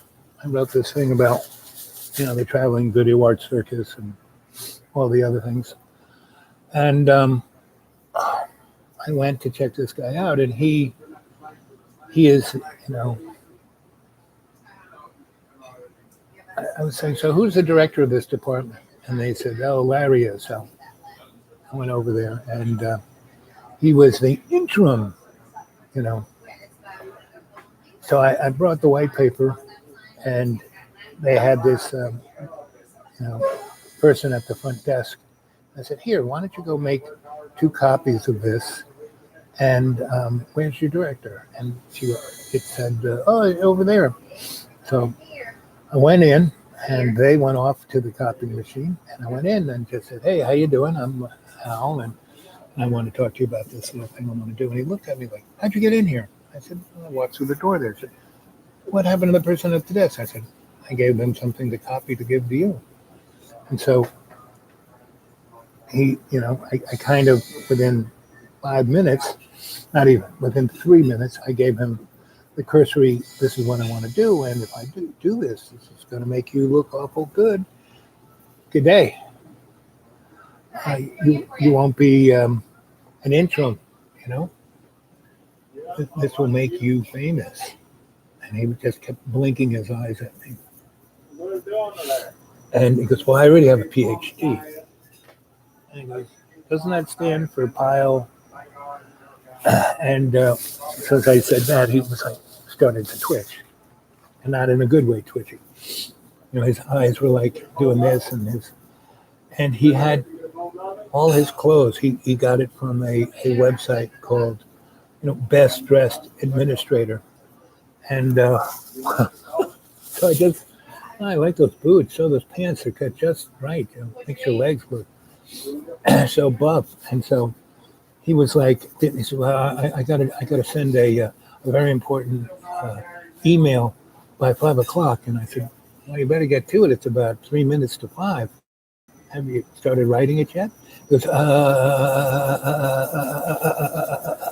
I said, well, if it's very important, if it was very important to me, I would have started writing it, maybe around 11 a.m. and had it ready by 1 p.m. and then looked at it a couple more times and then sent it by 3 to show that you weren't waiting till 5. Anyway, so that's the kind of response, Twitchy, I got on the organizational thing. It's like, and another person went to another department. There was, because it's based on the shamanic, psychosocial, cultural, forensic, anthropologic frame. And I went to all those different departments, and virtually it all said, "You want my job, don't you?" I said, "No. Look at me. Do I look like I want your job?" So, and I've gone around a couple of schools that are nearby, and the kids are like interesting kids, but they're so stuck in doing it by. I went into this one class, and they were being taught by PowerPoint. and the teacher wasn't even there. But they were like looking at the big screen. And I walked in, and I kind of walked in front of the screen, and they were like looking at me. And I kind of started to talk about the things that were on the PowerPoint and asking them questions about it. And the response was, but it's in the textbook. I said, does that mean it's anything other than in the textbook? Well, it's got to be true. It's in the textbook. You know, all of these kids this was like a master class. They were all seniors going to graduate. I started asking, have any of you guys, done anything in this discipline that you're studying here? And they said, what do you mean? We take the test. And I said, no. Have you gone into the nonprofit or the business or anything and become an intern? Well, I was going to do that after I graduated. I said, forget it. They're not going to get, no. You got to be a freshman to get an internship. And then you keep doing that internship for 2 or 3 years, and maybe they'll give you a paid internship. That's because you got a degree. And then, just then, the professor, what are you doing here? What are you talking about? I said, you should be talking to these guys. Why don't you tell them what's going on? Because there was actually a little camera over there, and he was watching it on his laptop, from the bar that he was in, and came running in to see who the heck this guy was. So, I don't know. But I'm not worrying about it. The correct people will show up. And, I keep saying, every one of you off in your own domain there should be doing this stuff yourself with your own buddies.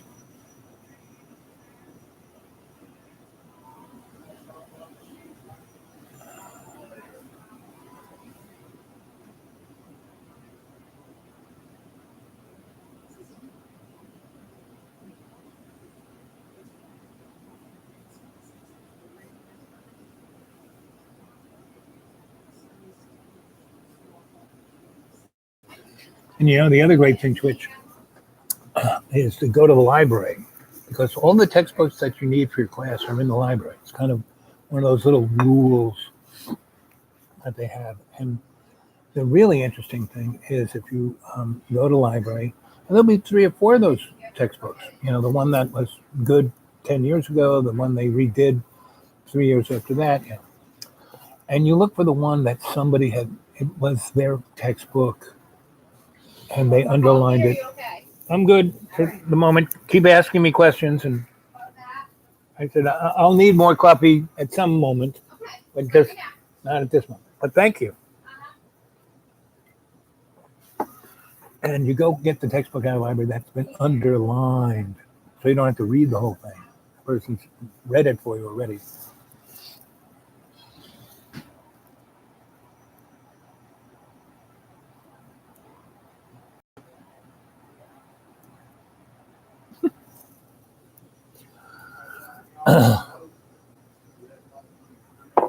Anyway, so being the student / adept is going by what your heart tells you, thinking with your heart and feeling with your mind.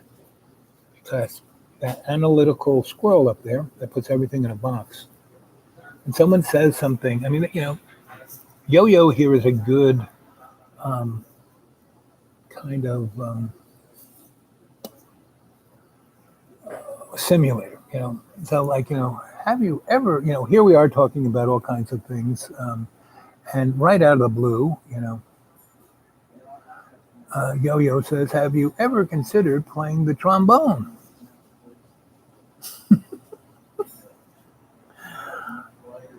I'm sure you could find a rusty one out there, but it would work just fine. It's like,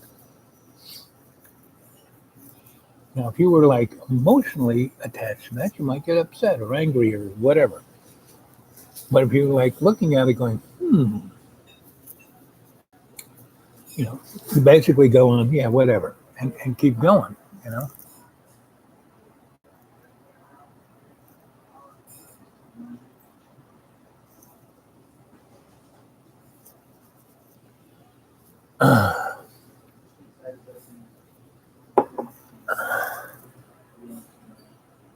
Yep, life's a schoolyard. And that is the big, we're not here to win. We're not here to accumulate. We're here to understand, you know? And when you realize that your life isn't about yourself, it's about everybody else. That's when you start, hey, Janie, and nitty gritty. Life's a cool, yeah, yeah.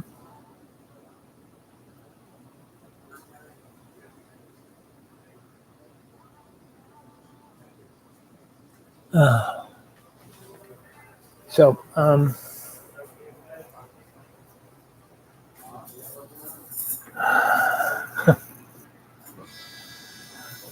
yep, big hearts, all out to you. You know, so, what have you been up to, Jane?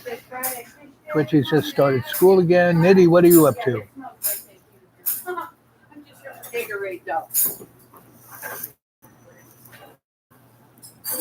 I've been talking about the window of opportunity and what's coming our way in the next 16 months. How all the craziness that's seeming around us is, no big deal. And commenting on Yo-Yo here, and that he is also a canary in the coal mine. He represents the shattered mentality.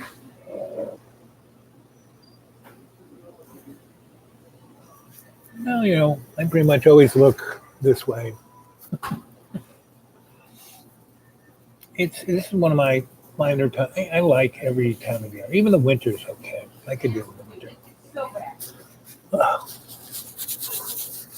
So if anyone wants to come and get me and go to Florida, I'm your boy. This hurricane coming towards Florida, no matter where it goes, it's not going to be a good thing. And we're probably going to have at least 4 more like it, as bad or worse, because right now the oceans are warmer. So in the next month and a half, the ocean is like cooking, and there's a whole train of storms lining up off of Africa heading our way. And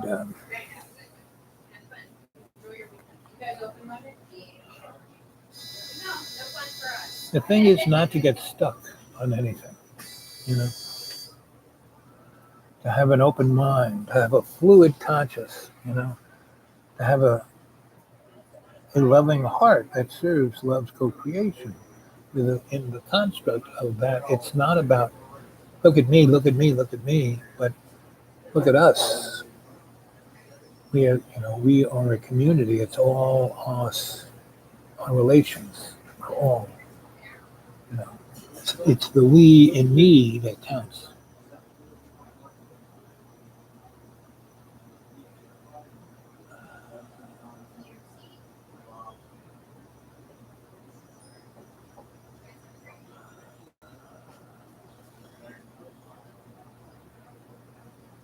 Ooh, that should be interesting. Where are you leaving from, Aaron? You leaving from Tennessee? That's your home base. I drive with you to go to that. Anyway.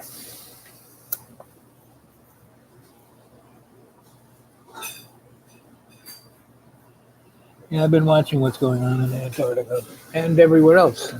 The Brazilian rainforests. Is that ladies? Yeah. You're a good girl. You're welcome. So, and it's, this has been going on planet Earth and the whole solar system and the universe. It's just for us to experience, for us to move through.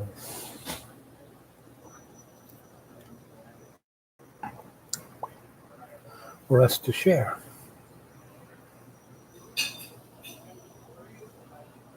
St. Louis, Missouri. St. Louis is kind of fun town, pretty big town. Last time I was in St. Louis, there was an art show there that I helped a friend install a piece. There's a nice art museum there, and then we went. What are the two twin cities nearby St. Louis? And one of them has the Art Institute in it. We went there. That was a nice city. I like that place.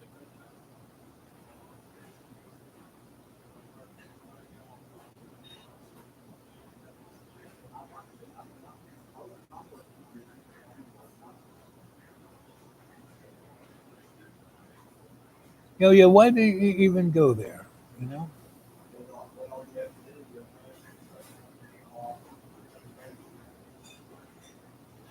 Yes, one little ejection for that hole, and we would be back in the Stone Age.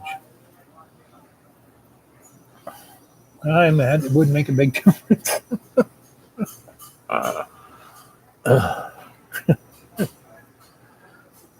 Just as long as it happened while I was there. You know, for me to get from there to there, I'd have to hobble the 10 or so miles up the hill.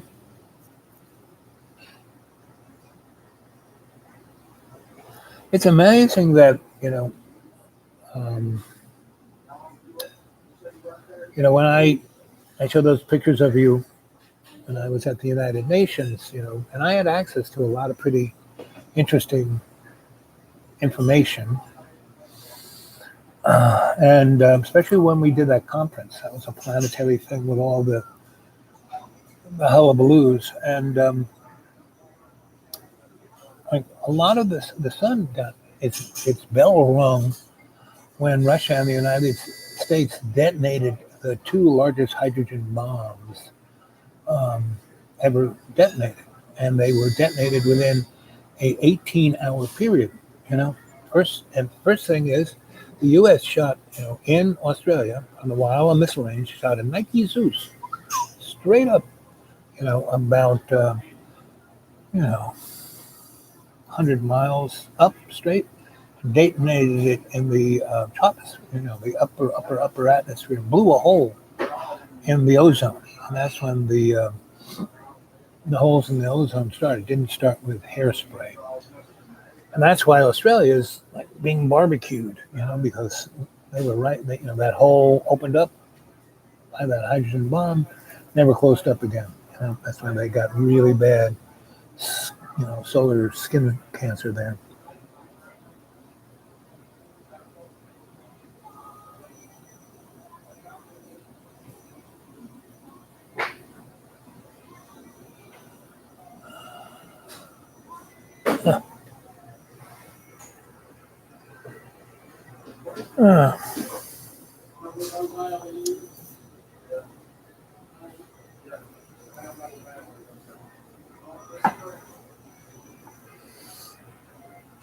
Anyway, so boo. Oh, it's 2 hours and 8 minutes.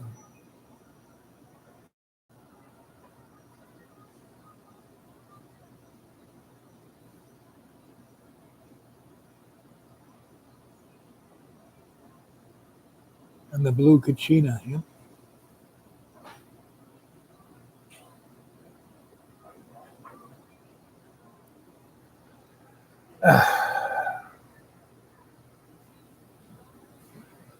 It's Yo-Yo. You should go back and read. Let's see. You've been on the chat now for a little bit here. Let me go back. You've been here for the last third. And virtually every comment you've made has been mean, cruel, and not even connected to the subject matter at hand. And it's all been simplistic, one-dimensional, and lower than infantile, meaning usually an infant at least has something to giggle about. And You are just again, that's why I think you are just a digital troll. And I like to go back to the place of not reading anything you're saying. So, and buddy, that is a great symbol. A loving, a golden heart, and everyone is part of it. Everyone who is not pointing at themselves, pointing at the heart, each other's,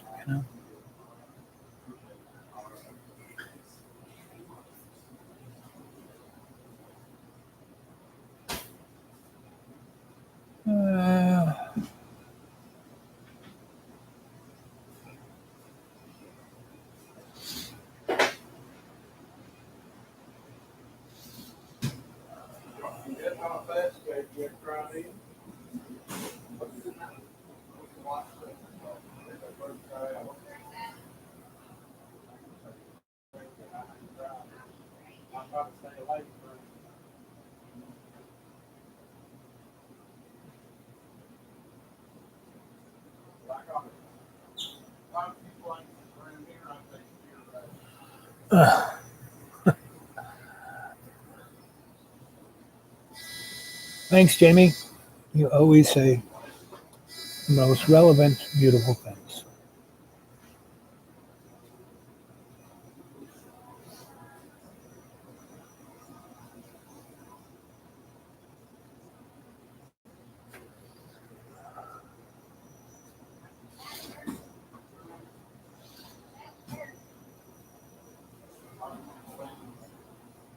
Hi, how you doing? Take it for you.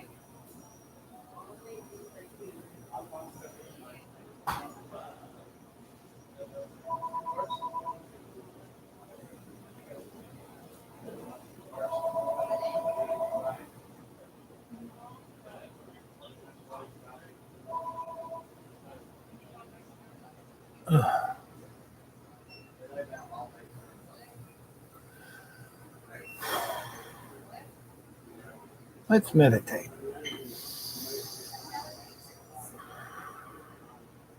Breathe 20% in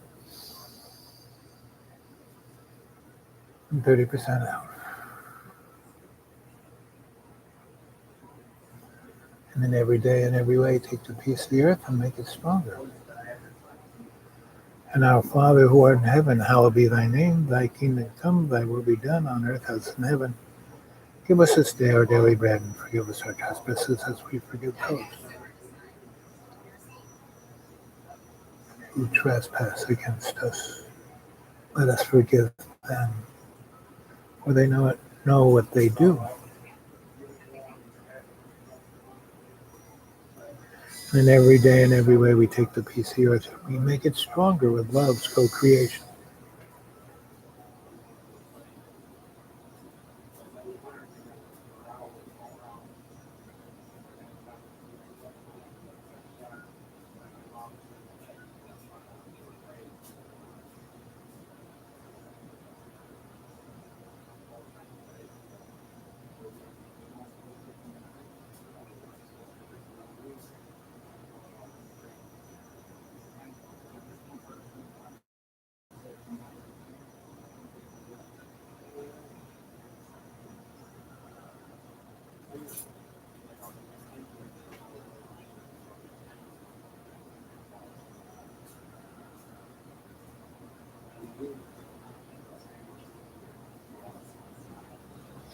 Buddy, the best you can do is just meditate. Visualize prana coming into your lungs, energizing every cell of your body, illuminating that, and bringing light from your imaginary mirror into your subconscious. You're walking into your subconscious. There's your Akashic record. There's the books everywhere. There's your reading table. You sit down, you open it up. And you take your left hand and put it on the left page, your right hand on the right page.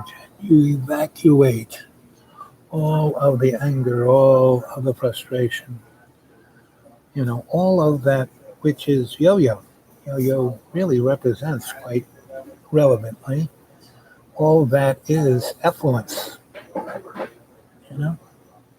So we evacuate that effluence of self-loathing, which is yo-yo. Hate, which is yo-yo. These are all the negative illusionary things that don't exist that yo-yo is. That's why I think yo-yo is a digital, mindless, soulless troll.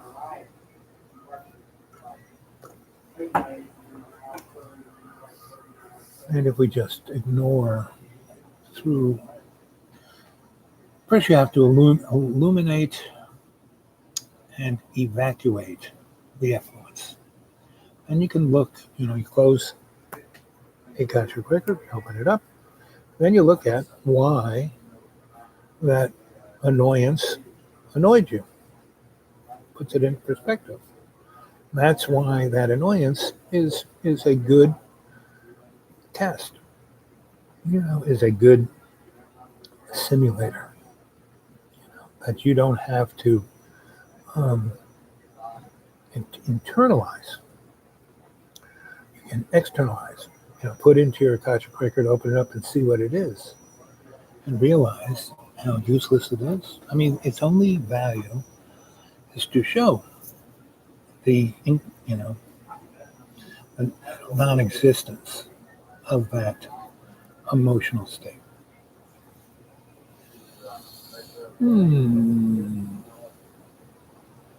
Yeah, I know you're up front, buddy. And that's fine, But again, it's always good to evacuate. Don't let it, get internalized.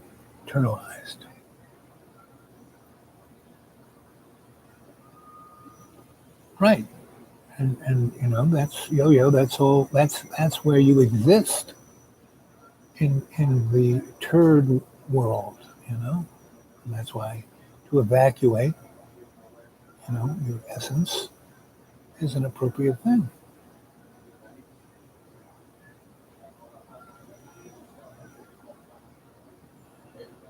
Yep. So say we all.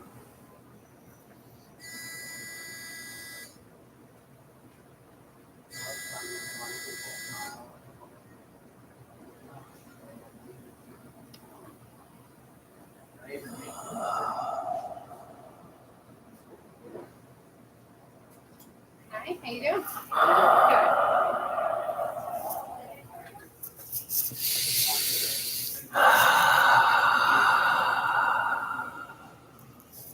20% in, 30% out.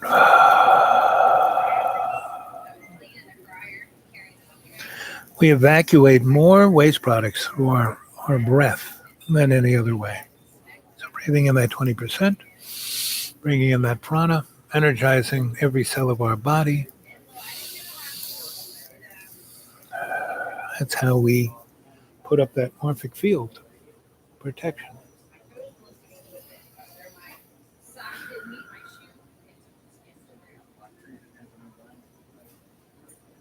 Yeah, Dragon and Janie.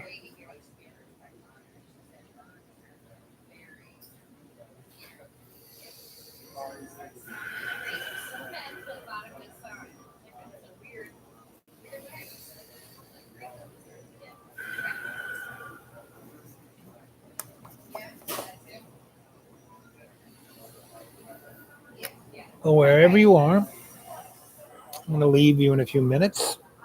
I have a few more little errands. This is my favorite time of the afternoon.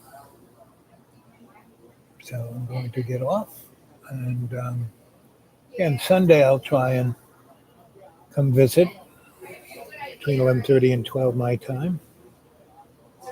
You stay well, be safe.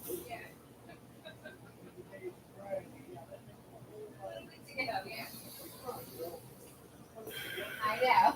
Have a good night.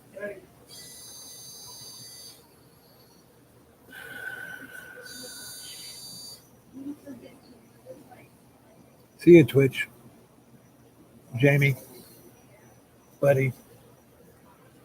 Everyone else, I love you all. Again, go subscribe, like, tell others. Go get yourself a dartboard.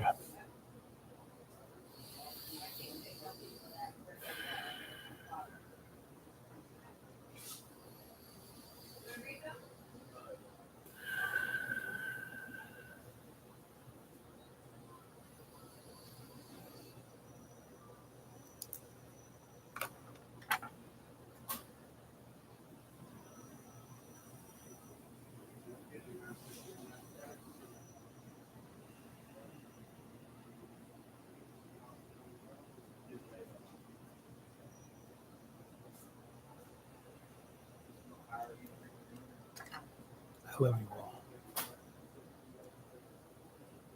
You too, Yo-Yo.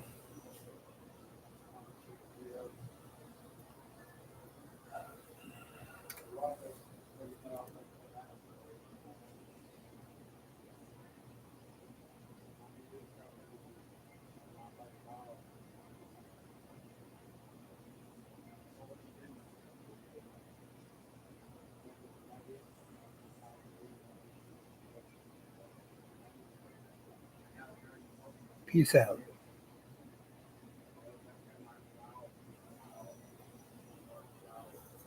Love you, Bob. Love you, Yo-Yo. So say we all. Later, Jamie.